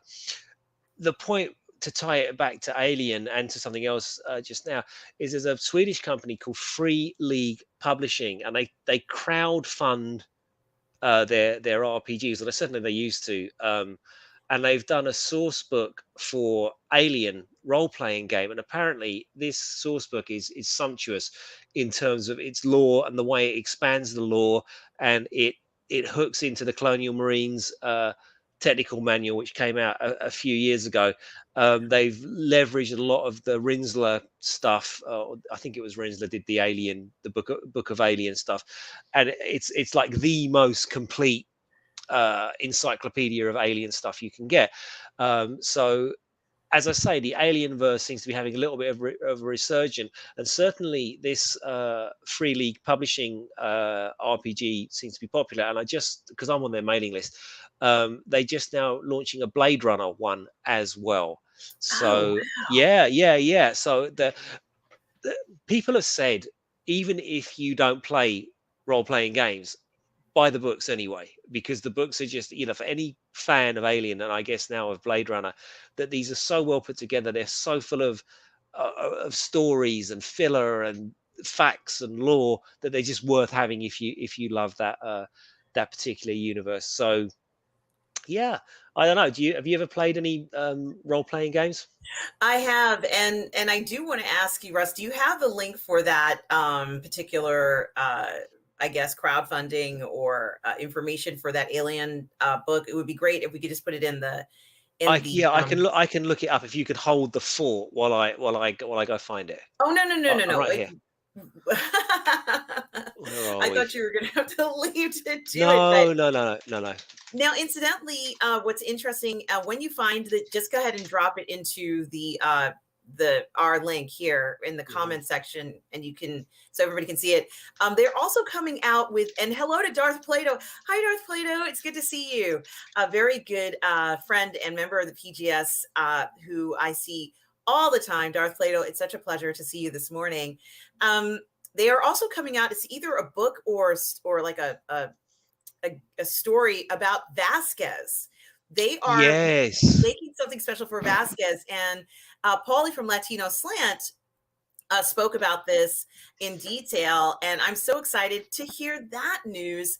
Who is more badass than Vasquez? Everybody remembers that line where the guy walks over to her and says, "Hey, Vasquez, have you ever been mistaken for a man?" And she goes, "No. Have you?" Like Yeah. it's the best. She was strong, physically strong, and so sexy. She was the sexiest colonial marine ever. So guys, you truly can have sexy female characters with short shaved hair. Nobody did it better than, is it Lori Goldstein? Jeanette.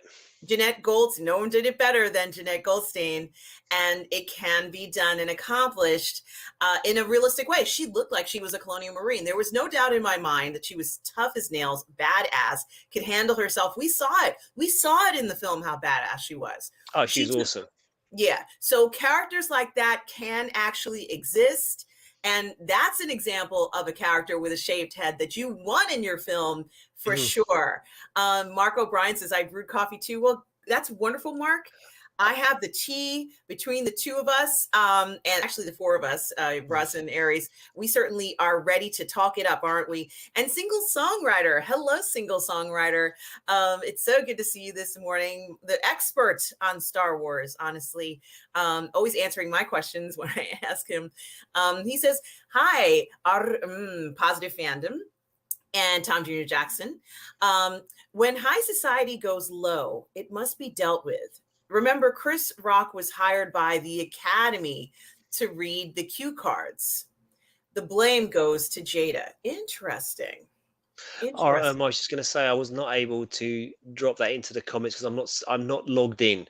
So I That's sent you okay. the link via private chat. So if you want to Oh, drop it in, awesome. yeah. Yeah, I think I might be able to do that, guys. But I did just want to say thank you, Russ, for doing that. You sent it to me by private chat by email. No, just in the thing here. I sort of clicked on Oh, the you top of did the right banner. here? Yeah, yeah, Okay. yeah, yeah. So I will, I hope you guys are doing great. I'm just going to copy from the private chat here. Yeah, How do I? Mark saying that Jeanette Goldstein was also John Connor's foster mum in Terminator 2. Yes, she was, and she looks completely different because, of course, in Alien she was made up to look Hispanic, and she wasn't in the other one. And interestingly enough, she was also in Lethal Weapon 2. Was Jeanette Goldstein, and she gets killed on the. She's the cop on the diving board. She jumps on a diving board, and the diving board blows up. That's Vasquez getting killed again. So she's got blown up twice, once on a diving board and once in a tunnel. The interesting thing about that particular scene, though, when she gets the acid burn on the leg, and just before that, she puts her foot up on the alien and she pins the alien to the wall and shoots it. It's not her. It's Gail Ann Hurd, who was an expert with a pistol. So it was James Cameron's wife. It's actually a close up of her hand. She's like a pistolero, and so it's her foot and her hand shooting the alien, and not Jeanette in that particular shot. And that's Not that exactly I'm a why. nerd. No, no, no, no. That's exactly why the Academy, what they should be doing, and something that a step that they should have taken, is to acknowledge the role of all the supporting staff in the film industry. And they Mm, kind of failed this year. Their dedication to everybody who had gone was could have been better, and it was quite rushed. It was not memorable in any way. And I still cringe when I think about how fast they rushed Bill Murray up there and pulled him back, and rushed this person. You have 30 seconds and pulled him back. And I'm like, that's not how you do a dedication. This isn't a rush job. mm. What about all the people in the production, in the pre-production phase, especially during, principal photography, who are working so hard to make this work? Every stunt coordinator, every stunt person, everybody who's involved. We hardly see any of them, and that needs to change a little bit. And I know that there are other awards that they also have in value, but we need to kind of bring them more to the forefront so we can really understand all the work that goes into making these films. I think The Mandalorian has done a pretty good job in kind of showing a little bit more of who the other two actors are who play the Din character. Mm. We get to see a little bit more of them. We can actually recognize some of their body motions as he's walking in the suit. It's one gentleman who's a firearms expert, as you said, Russ, and then another one who happens to be more of a martial arts expert. Mhm. So they have these two other people besides Pedro Pascal, who I'm not even sure whether he gets in the suit anymore. But the point is that we need to acknowledge these people who are, in some cases, in some movies, maybe in a quarter to 1/3 of the film, of the scenes that we're seeing. So, it's very important to kind of make a point of that. And I think the Academy could have stepped up a little bit and changed things around in regards to that, to people who actually are But yeah, also making the film. people have been saying this for years, haven't they, Aaron? But I just think, it's like trying to turn the Titanic with the movie industry. It's not just us here on Positive Fandom, because we try to keep things, a little bit lighter. When you look at the channels that are more critical of things that you like, Midnight's Edge or whoever, or the Critical Drinker or Gary or whoever it happens to be, um, we could say as, but of course he's now started a new show on a Sunday, hasn't he? But it seems to me that Hollywood seems to be quite disconnected from what people thinks. And again, it's sort of summed up in that Ricky Gervais speech. You're in no position to lecture the public on anything because you have no clue what they like. So I think you're absolutely correct. Uh, they should have these things, but I just don't think that it'll take them forever to realize that this is what people want. So I don't know. Yeah, and Tom Jr. Jackson mentions Chris Pine. Now, Tom Jr. Jackson happens to know that I have a huge celebrity crush on Chris Pine. Mhm. So thank you so much for bringing him up, Tom Jr. Jackson, because I don't have to bring him up because you did. And he says that Pine agrees and says Paramount needs to stop trying to make Star Trek into a Marvel type films. Absolutely. And I Yeah. also want to mention that Chris Pine has two incredible films that are streaming right now. The first film is called The Contractor. The Yes, I can't Contractor. wait. I can't wait to see Oh, this. it's so It's up my good. street, man. Come on, this is like an action movie. It's up the Yes. Russ alley. I Yes. can't wait. I want to see it. Oh, In fact, when we're done on this oh, stream, I'm going to go watch it. I don't know if Sam's thank coming. you. Yeah, Thank you, and I'm going to whoever. go see it. Yeah, Yes, hundred thank you. percent. Thank you. It's streaming, so you can see it at home. Thank Mm. you, whoever cast Chris Pine as the contractor. Thank you so much. I just love how great he was in that film, but he's also in another film. This other film is called All the Good Knives. It stars Thandie Newton and a bunch of other well-known actors, and Hmm. it's sort of like an FBI movie, like mystery movie. Mm. And he is great. There's some wonderful steamy sex scenes between Chris Pine and Thandie Newton. Oh my gosh, thank you so much for giving me Chris Pine, FBI, murder mystery and sex scenes all in the same movie. God bless you, whoever made that film. That's exactly what I'm looking for, and I have a feeling that people will love it too.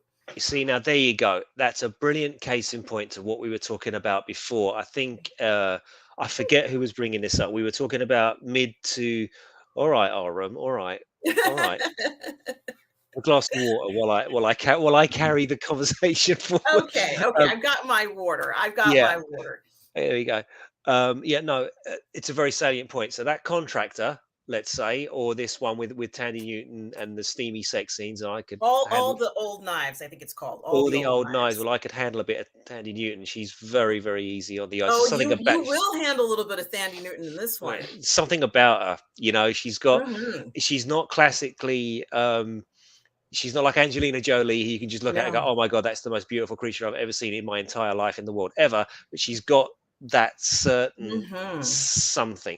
But Yes, she to my does. point, that the contractor is probably a mid budget movie, and the only reason why that movie got made is because Chris Pine. Only Really? reason, yeah, because he's a big star, and they'll go, "Oh, Chris Pine wants to do it. Great, we'll fund it." But if that was John Smith, that movie doesn't get made.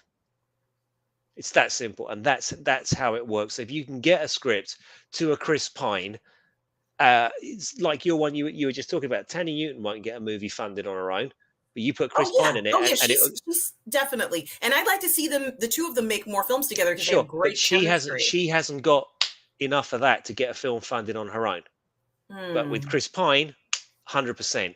You say, "Oh, Chris Hmm. Pine's doing it." You talk to Tanny Newton's aide, and, "Oh, Chris Pine's in it. Oh, fuck it. Oh, yeah, we'll do it." And all of a sudden, the ball gets rolling. It's how we were talking about Kung Fury last week, I think we were, and now they're making a whole film. I don't think that Kung Fury can support an entire movie on its own, but who cares? Arnold Schwarzenegger was a fan in it. He said he would go in the movie because Arnold Schwarzenegger said he'd appear in the movie. A whole bunch of other people said they'd appear in the movie, and voila, the film gets made. But Contractor is a great example of how to get a mid budget movie funded. It's how they managed to get to his agent and get past it. I don't know. Um, is it a Netflix thing? It's oh boy. it's it's a good question. I think it is. I think it is because it's either Netflix or Prime. But regardless of which, that's how they're doing it. Yes. The contractor is I can't read this. I think Uh it's either Netflix or Prime. It's not important. The important thing is that's how they're getting funded. Yes, and I have to put the contractor 2020. Yes, that is how they're getting funded. Honestly, you will love this film. Mm. Guys, if you like action, you will love the contractor. If you like anything that has to do with either people in the military or former military, which I also love, you will love the contractor. If you like somebody getting out of an impossible situation, you will love the contractor. It reminded me a lot of like the Jack Ryan series. That kind of thing. I could Mm. see him playing the next fugitive. I could see Chris Pine playing like a fugitive series and continuing on with this mode. I think he's 41 for such a young actor. And I Mhm. hope I have his age right. For such a young actor, I am incredibly impressed with what he's able to achieve. So definitely check it He's a out. strange guy. I mean, he's a lot like Brad Pitt, I think, in his chameleon. He's so good looking, but yeah, he can grow a beard and look like a bag of shit, and then he can not look like a bag of shit, and then he can look clean cut, and then he can look like someone's dad, and he has this quality that sort of Brad Pitt seems to have as well. Like I don't Yes. know, Brad Pitt's kind of easy on the eye as well.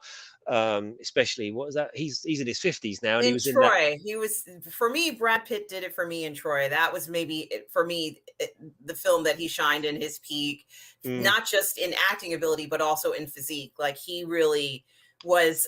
He was like a Greek god, honestly, But in that film. literally and figuratively. But the director's cut of Troy is far, far better than the Really, theater.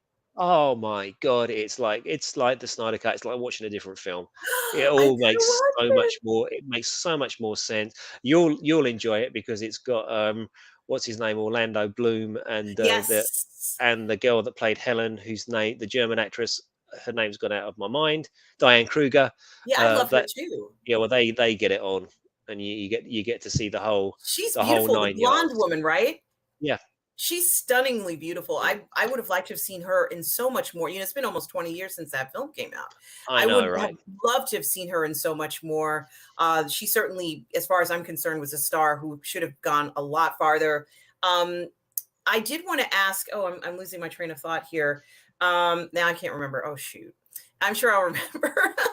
Mhm. Because we're jumping around from topic to topic. But Yeah, I definitely am going to check out the director's cut of Troy for sure. And Darth Plato says, my D&D experiences were largely pretty humorous and not always in a good way. That's okay. It's about playing a game and trying to have fun.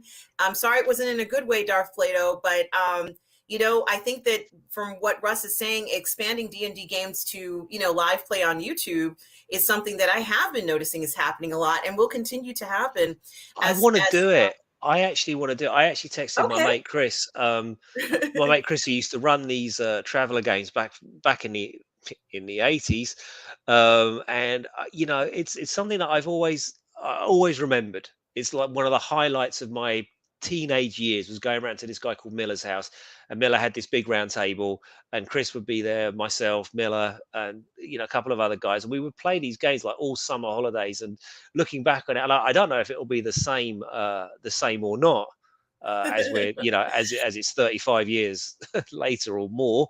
But I'd quite like to give it a go.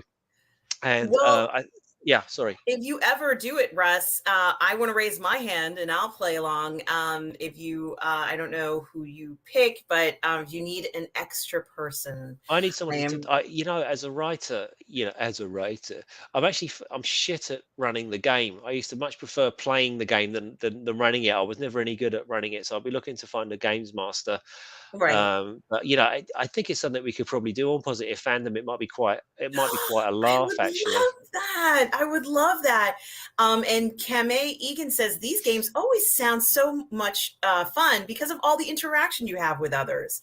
What would you recommend for someone who wants it as a first timer? I would say go ahead and look at the link that I put in that Russ provided to us of this new Alien role playing game. RPG. Yeah, Kamei, there's so many. I mean, when I was young, Traveller was the easiest one to learn how to play. We adapted Traveller to pretty much everything. But you know what? It actually depends on what you like. So there's sword and sorcery ones, obviously like Dungeons and Dragons. There's science fiction ones, as you can see, and there's very specific ones like the Aliens one and the Blade Runner one that's coming out now. We found Traveller was the most adaptable because you could just basically set everything in that universe, and they had different tech levels, so you could have Star Wars stormtroopers fighting aliens, colonial marines, which we did in one campaign, which was awesome. But yeah, it really depends on what your poison is. There's also a really famous one is, of course, Call of Cthulhu, um, which I was not really into. One of my friends, Jamie, was really into it, and it was what actually turned me on to this. And I can't. It's quite prescient, actually. About 6 months ago, I was having a bit of a fascination with the Third World War, and at the time there was a game out called Twilight 2000, which was basically saying what would happen if the Cold War heated up in West Germany. And I found this channel when they were gaming Twilight 2000, and then of course the war did heat up in Eastern Europe, so that's not so great. But there are all sorts, Kamei. Pick your poison and maybe throw it out here in the chat. We'll try and advise you for sure. Yeah, and Stubble says that Free League is a Swedish company. Yes, it is. And we were saying, Stubble, before you arrived, how these books on Alien and now Blade Runner, even if you're not into RPGs, they're worth having just for the lore alone. Hi, Stubble. Hi, it's so nice to see you here on Positive Fandom and on Sunday Brunch on a Sunday. We hope you are well, and it is wonderful to see you as always. Mario Lopez says he'll see the link later, and everybody agrees. Vasquez, a very incredible character. And Mark O'Brien says Dune should have won the lot. A lot of people agree with that. Mark. Sure, but it's sci-fi, isn't it? It's never going to get, it's going to get special effects. It's got music because Hans Zimmer's a genius. But And they're that's sorry. why we need a science fiction category with a ton of science fiction awards, because it's too specific. No Mm. one cares about these science fiction films who hasn't seen them. They didn't even know that it even happened, a lot of people. So go ahead and give awards that are very specific to science fiction categories. I agree, but we were talking about this before, weren't we? It's like the Academy, traditionally looks down and sneers. Sigourney Weaver should have won Best Actress for Aliens, shouldn't she? But Yes. because it was a science fiction film, despite her being the best actress of the year and the best film of the year, in 1986, it was a sci-fi film, so it can't win. And it's kind of like, Return of the King, when it won all the Oscars in 2007 or 2006, 2007, whenever it was. Return of the King wasn't the best movie out of all of those, and it was almost like, I think Two Towers was my favorite, and I think Fellowship is the best, right? If you're going to be critical about it, but it was almost just like that film had become such a cultural phenomenon that the Academy grudgingly had to hand over the awards, and it was grudgingly because Returns wasn't the best, and they just swept the boards at the Oscars to go, well, we better let them win, and that's what it seems like to me. I Well, could for be wrong. me, no, you make a good point. For me, The Hobbit was my favorite because I love Martin Freeman. I can't get enough of Martin Freeman. So when I heard he was going to be playing The Hobbit, I didn't care. I was like, I'm just elated, even though a lot of people didn't care for it. I loved it, and I still watch them to this day. Of him kind of running around and that dragon. To me, that is just pure fantasy when he talks to the Well, dragon. we Um, have said on this channel before, and I will say it again, when Rings of Power comes out, the much maligned and spat and kicked upon Hobbit movies will be the new prequel trilogy of the Star Wars universe, where they are held up and lauded as the amazing films for kids that they were and are, because that film just looks like it's gonna eat a bag of dicks, or that program looks like it's gonna eat a bag of dicks. So I could be wrong. I could be wrong, but I doubt it. So yeah, The Hobbit. I've actually got it on Blu-ray. I must give it a watch. But first of all, it's got to be the Contractor. Yes, I agree. A single songwriter also says Will Smith was laughing along with his friend Chris Rock until Jada gave that look, which was mostly cut off camera. The joke was G.I. Jane because remember Demi Moore, Ashton Ashton? Kutcher. Oh, yes, that's right.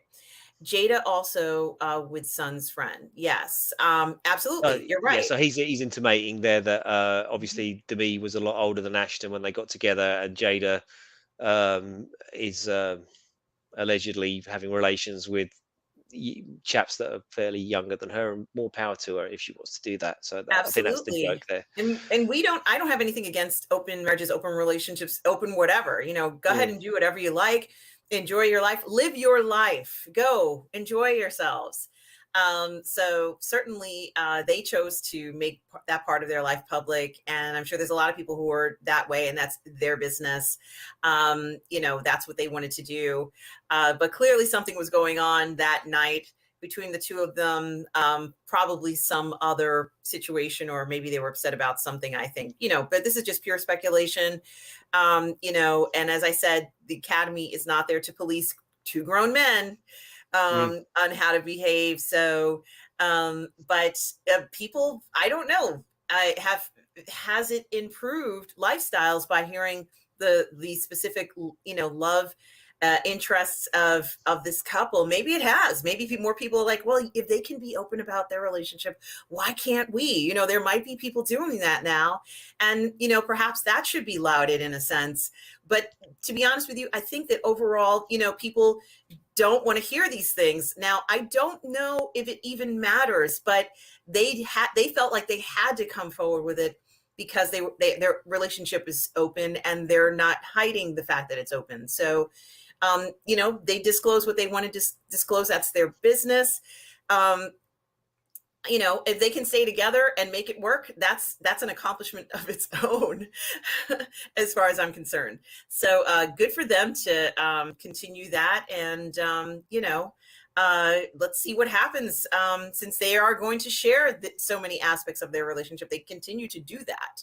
They're continuing to share their personal business with us. Let's see what happens in the next part of the saga, everybody. You did mention Free League is a Swedish gaming company, and they make great games. So Mario, maybe I think it was Mario who was asking about that. Was Um, Kamei. Was Kamei. Thank you so much, Kamei. Certainly do check out that particular company. Rogue Thinker, hello, Rogue Thinker, says, so make an award show that awards the industry. It is about so people can appreciate it. Novel concept. Exactly. And you know something? John Ware Jr. makes a good point. They did just have an IATSE strike, and they still didn't get what they deserved. So that is kind of unfortunate. Rogue Thinker sends greetings to us. Hello again, Rogue Hello, Thinker. mate. We so appreciate it. I love this comment. Oh gosh, okay. And I just saw something else that's also grabbed my attention. Oh my gosh, I'm so sorry. Okay. All right, I'm gonna focus. I'm gonna focus. Mario Lopez says, I saw Aliens 12 times in the theater. You're so lucky, Mario. But no matter how many times I watched the movie, by the time the Marines were reaching the settlers, my pulse would I always I have a rise. story about that. I've got a story about that, Mario. Myself and my friend Chris saw it probably more times than that. It used to show in Leicester Square in a small cinema that was so Leicester Square's got the huge big Odeon, but all around there is like off the Broadway tiny little cinemas, like art house cinemas. And there was one that kept showing Aliens, and we would go up every fucking Saturday to watch Aliens, and we must have seen it maybe 12, 13, 14 times, however many. But they got to know us so well in the cinema that we'd be coming in, and we got to know all the people. When it finally finished its run, they gave us all the 8x10s, all the posters, all the shit that they had in the cinema. A big huge picture of Sigourney Weaver I had holding Newt in one arm and the pulse rifle and flamethrower in the other. So yeah, was great. That I don't know what happened to all that stuff now, because obviously I was young then, and I moved out of my mum's place, and I think that stuff just got tossed in the end. But yeah, good times. Oh, I know how you feel. Just like my Catherine Zeta-Jones entrapment poster, oversized entrapment poster. I should have kept that. I don't know what happened to it. Honestly, I do actually know what happened to it, but still, I should have kept it somehow. And yeah, I regret that I don't have it. But wow, that's so cool to be able to have had that It was great. experience. It was Russ. great. Yeah. Oh, and it is a movie that is perfect in the theater. Um, Now, Tom Jr. Jackson says, I love Andy Newton. So do I, Tom Jr. Jackson. And Lorena Creole says, Oh, saw there she all is. Hello. yes. Hello, Lorena Creole says, saw all the old nights on Friday. Need a second watch. Lorena, we need to review this movie. I'd just like to say, and now that because I've never met Lorania face to face, I want to say that I am a huge fan of Toxic Femmes. I really, really enjoy the show, and it's on too late at night for us in the UK, unfortunately, or for certainly for me because I have to work the next morning. But I do listen to it when I'm in the gym. It's my favorite place to, I guess, listening to Toxic Friends when I'm grunting and sweating is the way to do it. But no, it's a great show, and thank you so much. Well, thank you so much for the kind words, Russ.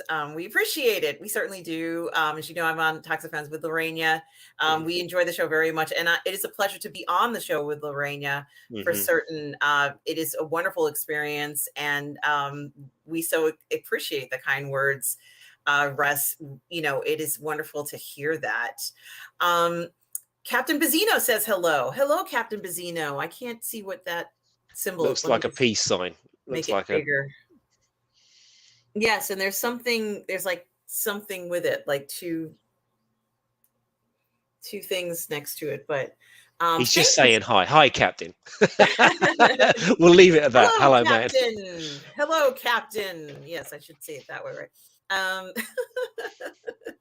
and yes, thank you so much for saying hello, Captain Bazino. We're glad to have you here. Of course. Let me see, where am I? Yes, and I skipped ahead. And I'm almost there. Wow, we got a lot of comments today. So happy everybody is here.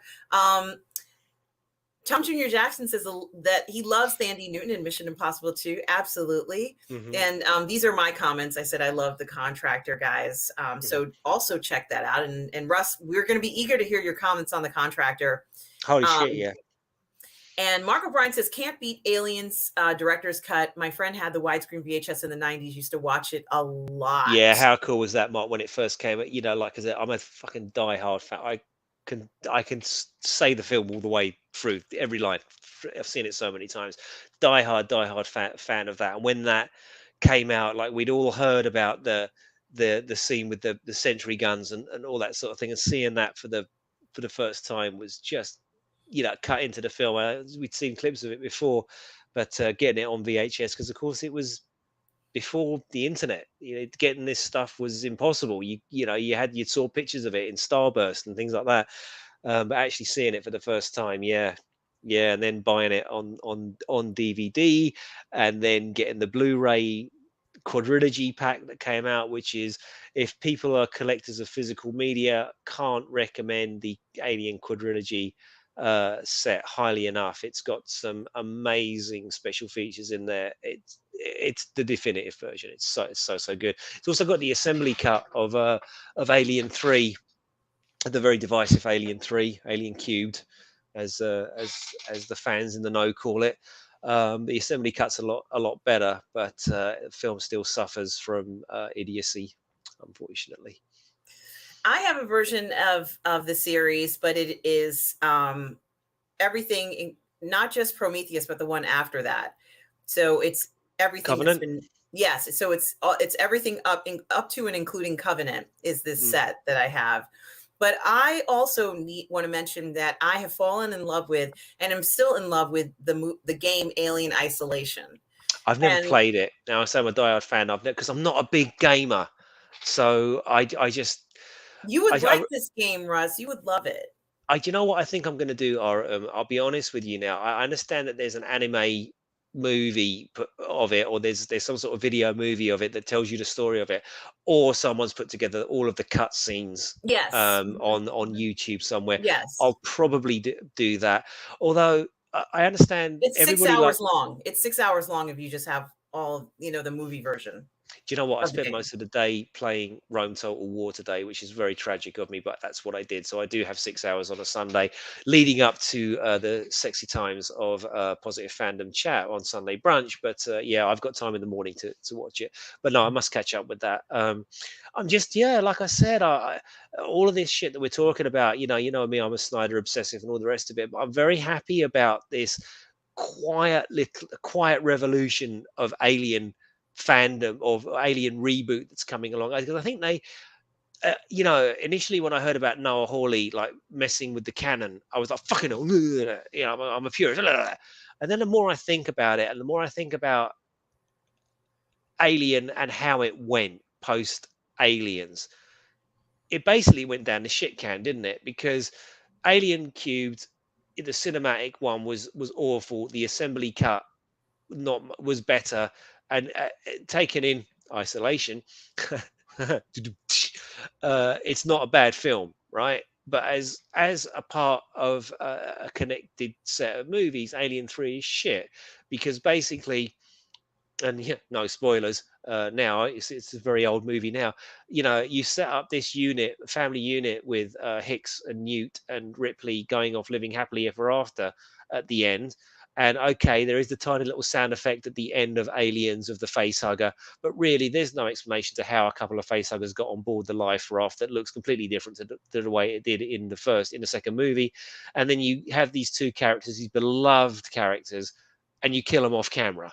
Yeah, it Yeah, was hard to watch that. it was hard to watch that, but it was also, it's just, well, we don't need them in the story, so we'll just kill them off camera, and that's just lazy, bad writing. Kill them during the story, fine, no one's got a problem with that. Very nihilistic movie anyway. But they just released a comic of that as well, the original version, and the writers, Vincent someone, the writer's name escapes me now. Anyway, but the third film wasn't great, and the fourth film was, I don't know, man. It's kind of like it was at the time when Sigourney Weaver was so powerful and got her say on everything. And as great a Ripley as she was, she's a brilliant actress and very into avant-garde and French cinema and all that stuff, and all this arty stuff basically. And she brought on this, Genet to come in and direct it. And this guy directs a fucking black comedy movie, a bit of French whimsy in the Alien verse, and it was very disrespectful, I thought, to the whole legacy of Alien. So you've got those four canonical movies, okay, and the first two are works of genius. The third one is a flawed work of genius because it's Fincher and this that. And the fourth one was just a bag of shit that killed the franchise. You've then got your AVP movies, which I love the first one. I'm not going to lie, it's Paul W.S. Anderson. It's great, but it doesn't exist in the same continuity. We know that. Requiem was garbage, and then you've got Prometheus, which Ridley Scott kind of got backed into a corner and forced to make it part of the Alien verse because he rather inadvisedly said it's got connective tissue with aliens, and he should never have done that because he's clearly not interested in face huggers and xenomorphs anymore. He's interested in androids, and he's done this raised by wolves thing, hasn't he? He's interested in androids. He's interested in David. He's not interested in xenomorphs. So if that had been set in the same universe and had fuck all to do with aliens, I would have been happier. Um, as it turned out, Prometheus looks beautiful, but doesn't fit in the universe because its technology is before aliens, yet it's in advance of what they had in aliens, which is daft. And the people on the Prometheus are really stupid, so like they do dumb things to make the plot happen. And the less said about Covenant, the better. My God, did I just talk for 5 straight minutes without stopping about aliens? I'm sorry, I'm a fan. No, I'm a I'll huge shut up. fan too, and I think that the problem that they had was that they were experimenting, Mm. and I get that they wanted to make it seem like it was an experiment, and I'm a huge Mike Fassbinder fan, like huge, Yeah, and he was great. I He's great, but the film doesn't work. I don't think. I don't think it works at all. I just think that if you've got these people that are the best of the best, let's take the technology out of it. It should have been analog technology like they had in on the Nostromo and on the Sulaco and all that sort of thing.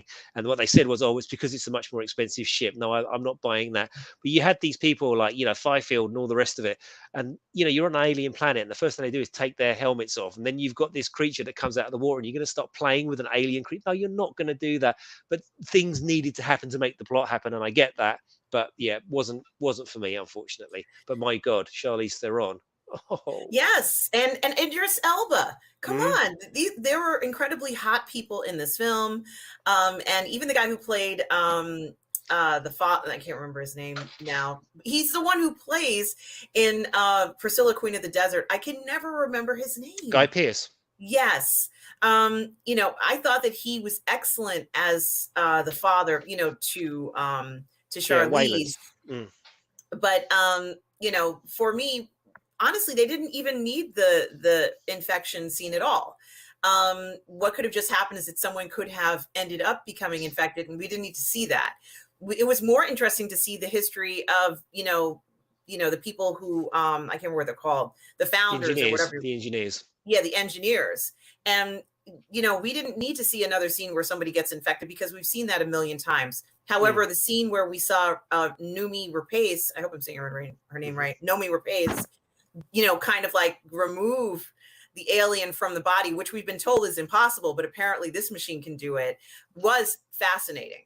And then Yeah. the scene where the engineer gets contaminated was fascinating. So Yeah, it was. It those was. were It was great a scenes. whole bunch of good ideas, but it wasn't. It Yeah. wasn't a coherent movie. And I think where It's for me, where it it was the goes wrong, infection that was bad. okay, for me, yeah, we can install. It's like the whole chariots to the gods, the whole Von Däniken thing. I get that. That's absolutely fine. But for me, the alien, and I think for millions of alien fans everywhere, the xenomorph was an ancient thing. It's like almost like Cthulhu, right? It's like the uncaring universe. The xenomorph isn't evil. Xenomorph just does what it does, and it doesn't Yes, care if neither you're a good nor bad. Yes. it doesn't care if you're a cow or if you're a human being or a dog. It just does what it does. But for me, it was always like an ancient unknowing thing that just existed out in the cosmos, and once taken out of its environment where it has its own predators. If you forgive the double entendre, but it's got it exists as parts of an ecosphere. You take it out of that ecosphere for whatever reason, and it becomes this unstoppable uh, disease. And to have it sort of created by Michael Fassbender in a lab, and the mysteries solved, and it was created by a sexually frustrated android, and I don't know, it just ruined it. So to my point, originally I was anti Noah Hawley rebooting and not being true to canon. But when I think about how the Alien series has gone up to and including Covenant, maybe we need to de-riplify it.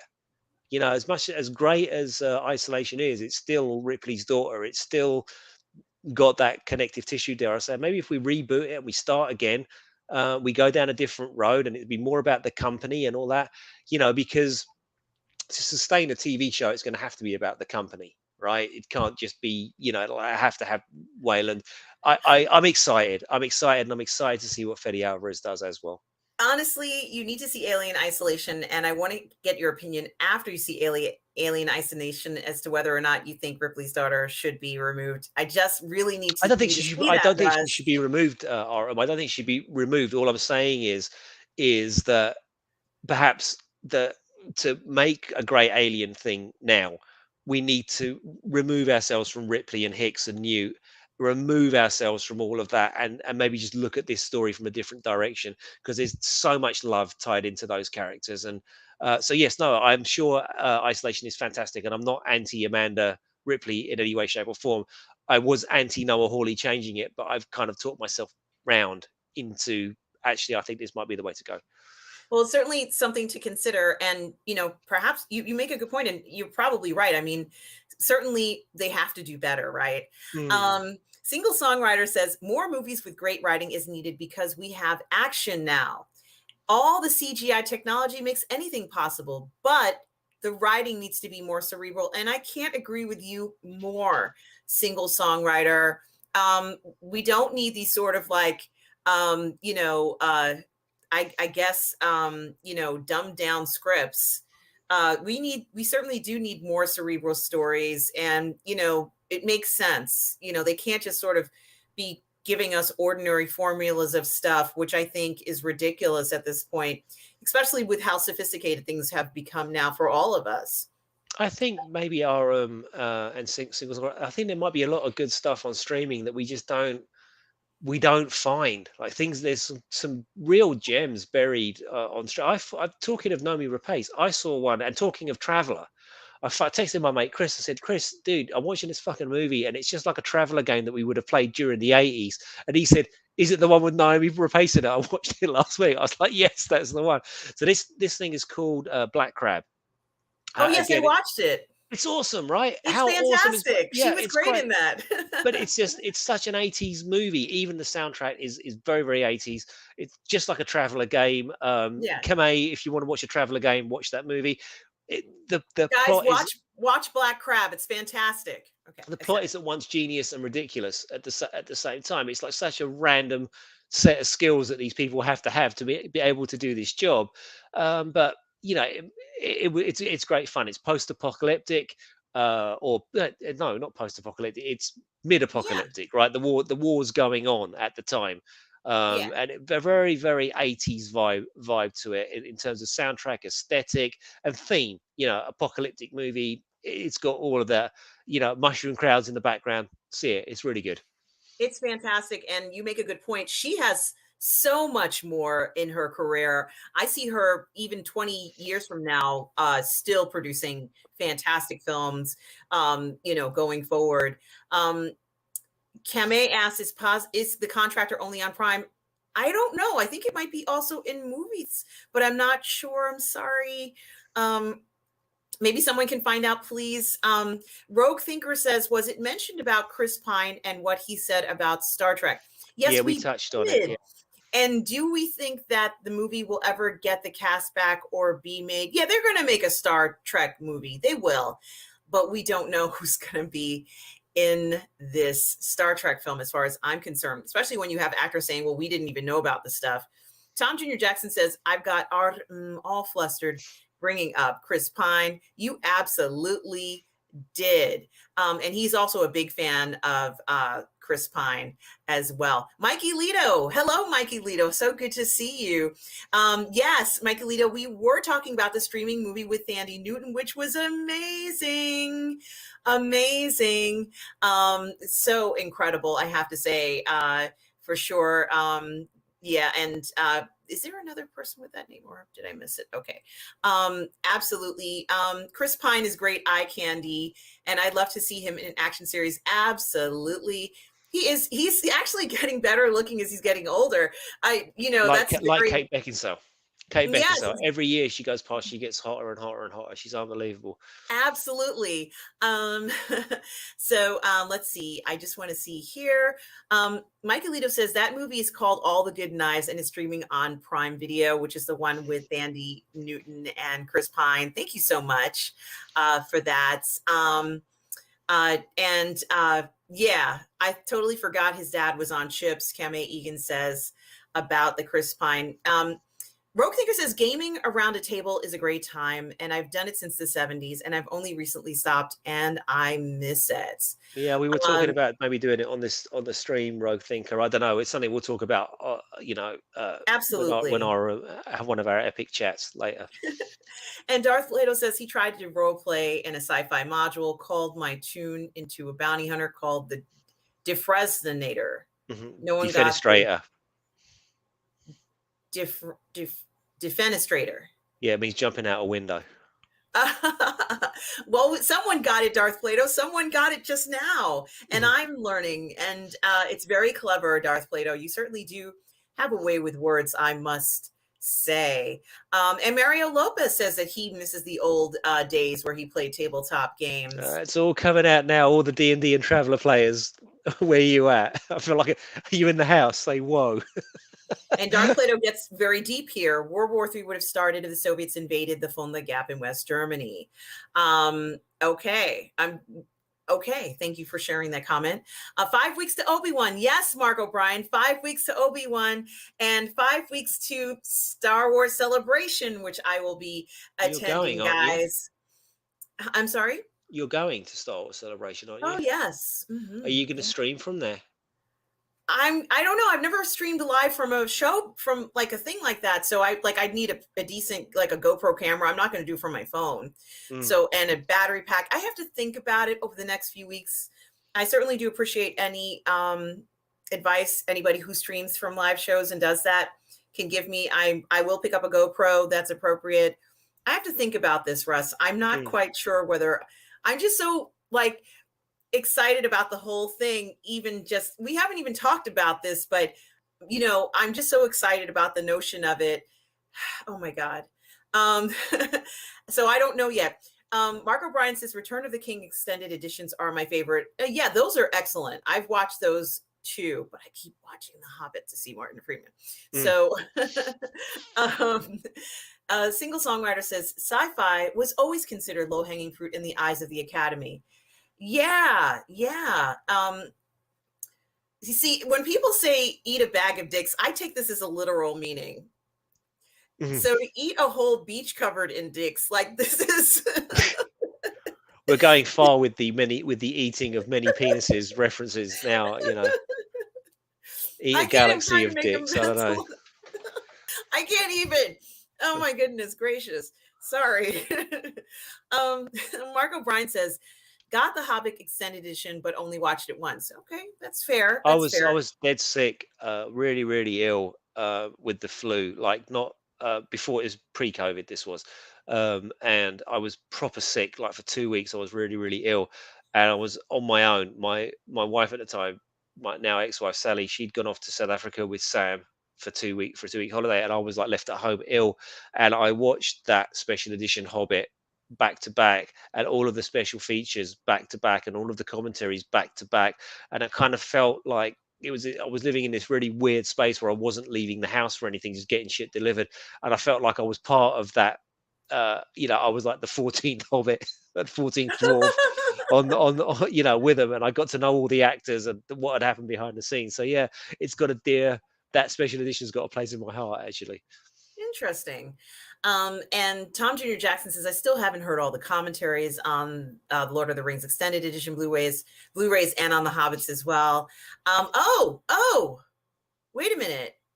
Is season 5 new? Is there a new Sherlock series? No, Or she's is it saying she really wants one. okay? Okay. Because I would love to see, they need to make another series. As far as I'm concerned, I think that Martin Freeman and Benedict Cumberbatch have fantastic chemistry on Isn't Sherlock. Benedict Cumberbatch too big to go back to telly now though? Like he's Doctor Strange now, isn't he? And he's an Oscar-winning dude. But I He- thought that some actors, are attached to certain roles and they'll still come back even. Well, maybe you're right. Maybe you're right. But I hope he comes back because I hope he does. I've never seen it, but I understand it's really, really good. So you've never seen Sherlock. no, Oh, well, it depends. Do you like murder it's mysteries? not really my cup of tea. No, but I understand it's really, really great. I watched The Bodyguard with the Game of Thrones with Richard Marsden in it, and that sold me on him being James Bond years ago. Like everyone's screaming for Henry. I don't want Henry to do it because I want Henry to be Superman, and that's purely personal. But I think that Richard Madden, he's got to be James Bond for me. Oh, okay. Then you're picking the choice, and let's see if that's what happens for the next James Bond. Mark O'Brien says, "I think I listened to them once." Tom, he's talking about the commentaries on the Lord of the Rings. I guess used to love the commentaries when I was younger, especially Lucas commentating on the first six Star Wars. And single songwriter says, "True, be free. The joke had nothing to do with her condition. 90% of the planet had no idea of her condition, but the media had to spin it." And I think that is really a good point Mm, about that. And Rogue Thinker talks about the last couple of seasons were lesser quality for Sherlock. Yeah, probably. Unfortunately, I could have been better. Bloodsport One says that Aliens is one of the best sequels ever. I agree. it I is. It's great, agree. and you've got the best handle on the internet, Bloodsport, as we know, because you are named after the Jean Claude Van Damme classic. So that's awesome. Yes, it is a great sequel. Yes, and single songwriter says the scene in Aliens where the spacecraft was crashing and heading towards the Marines was a major leap in special effects at the time. Yeah, and you could see that it was coming towards them. It Yeah. felt like it was coming towards you, There's a and real they had kind of shit like down run out there. of the way. Yeah, and What are we gonna do? Why don't you build a fire? Sing a couple of songs. Sorry, I'll be here all night. and Lorena says, "Oh, so glad you love the show, Russ." I Yes, do. I do. absolutely. I'm a big fan. I think you guys having a I tune into Toxic Femmes really to get a female perspective on things because so many of these shows that we watch, be it Midnight's Edge or Drinker After Hours or wherever, it's pretty much always a bunch of guys. And I know you have I understand Cameron Pasha's disappearing for a little while, but I know you've still got Tom on the show. But by and large, um, when you guys are talking, yourself, Lorena, Nina Infinity, and all that, it's just a different perspective to what I would have on anything because I'm a bloke, so I love it. Thank you. And Bloodsport One says, "I have that Kenner 1979 alien figure toy, which I bought off of eBay 10 years ago. And great, that's fantastic." Lorraine says, "Yes, we must review all the old knives for sure." And let's see. Oh, Tom Jr. Jackson says he has the audible book for the original script of Alien 3. Yeah, they released a comic as well, Tom. Oh God, and I've forgotten the name of the screenwriter. It was a very good version, but was this the one now where it was the planet of the monks, the wooden planet?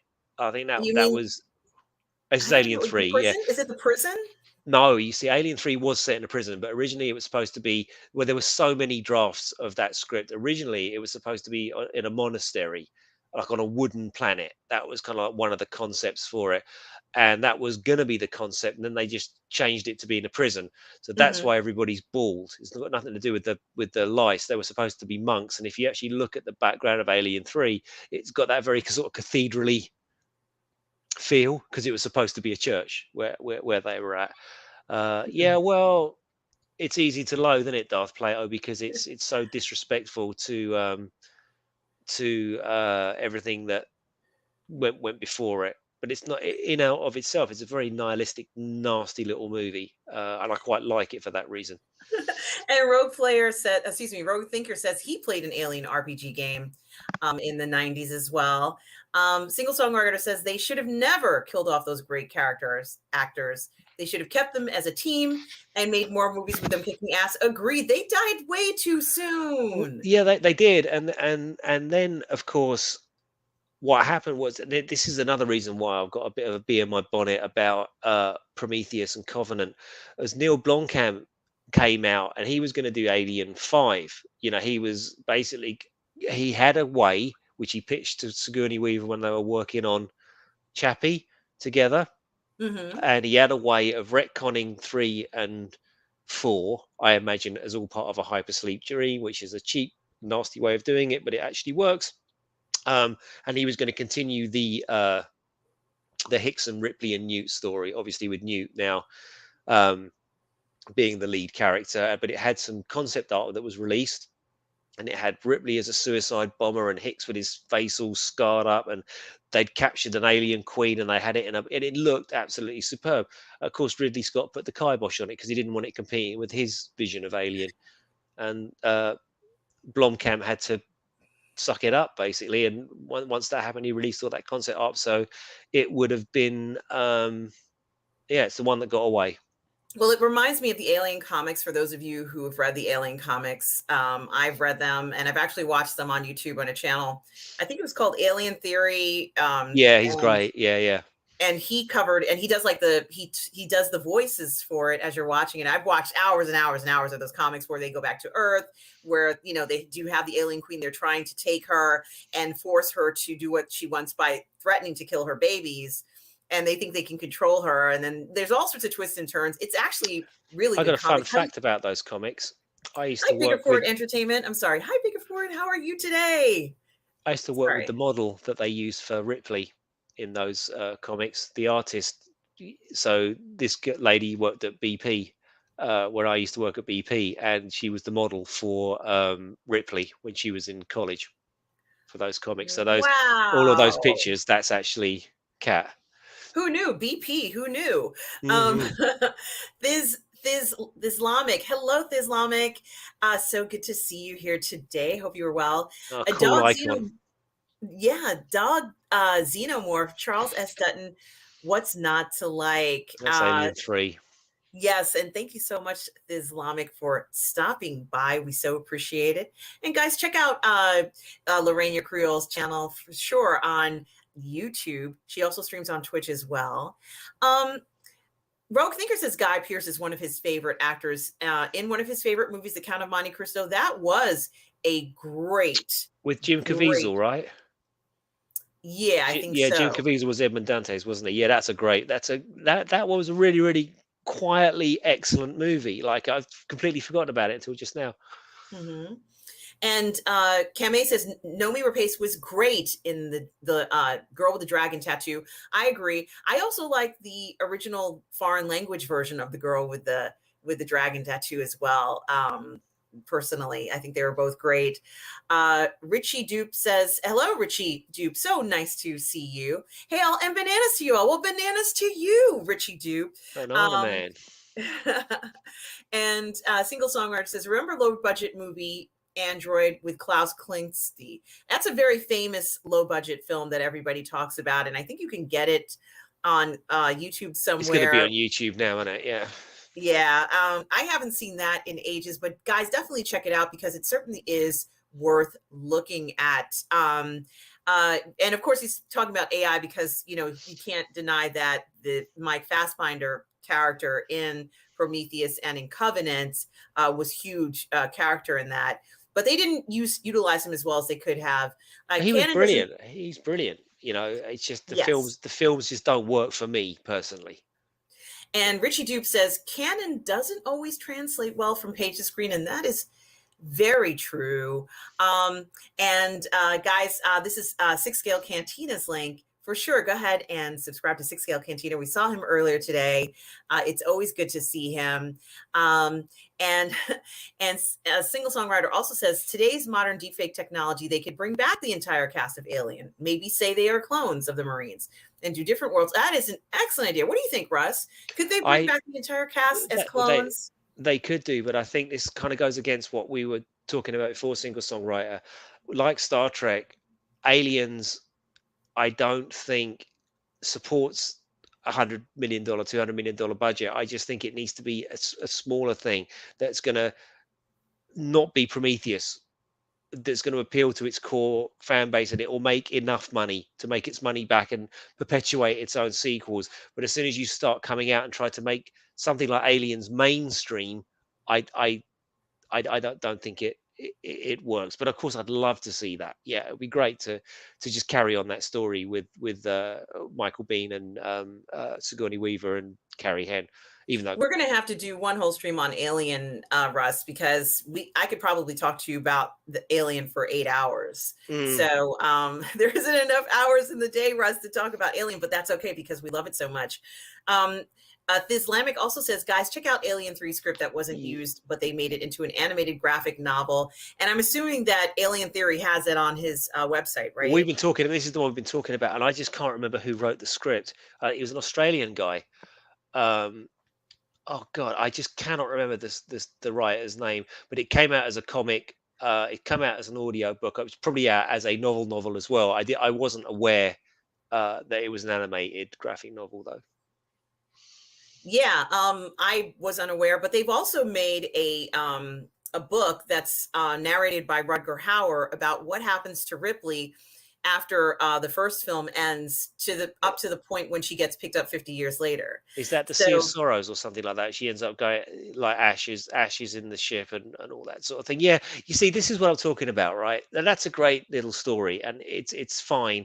But is it a story that we needed to be told? And this is where I'm coming down now on the side of de-riplifying aliens and just going, just not completely going in a different direction, but just like a slight course correction that's taking it off into a different way that we're not bound by all that stuff from the 70s and 80s.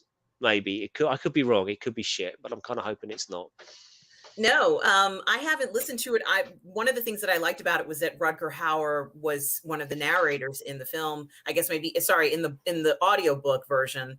And I don't remember what role he played, but I really am excited to hear him in that. Mm, And of course, he has passed away since that time. I But know. it would be wonderful to hear that. And Bloodsport 1, are you invading my dreams, Bloodsport 1? Imagine a movie with Alan Ritchson, Brett Patterson, and all acting scenes, EDM in the background. It would be a dream come true. Yes, it would be a dream come true. You're in my dreams, Bloodsport 1. Mhm. Oh, and Richie Dupe is telling me very clearly, I don't think you can live stream from a GoPro. So thank you for letting me know that. I'm trying to learn what's going to happen because honestly, I have no idea how I would do it, but it's good to know. Single Songwriter says, record a video. If you can't stream it, then post it to your YouTube for us to watch. I will consider that, Single Songwriter, and I do appreciate the advice. And Kamei says, yep, 4 weeks until we enter the multiverse of madness. It's going to be, I think, early May. And Michaelito says, speaking of dicks, everything, everywhere, all at once. Now, I haven't seen this film, and Mikey Lito on his channel, Mikey Lito Live, has left a short review of what he saw right after the film from the movie theater. So go ahead and check that out. And I'm now going to be thinking about dicks because I'm going to be thinking about this movie everywhere, everything, all at once, and dicks. So sorry, you've put it in my mind, Mikey Lito.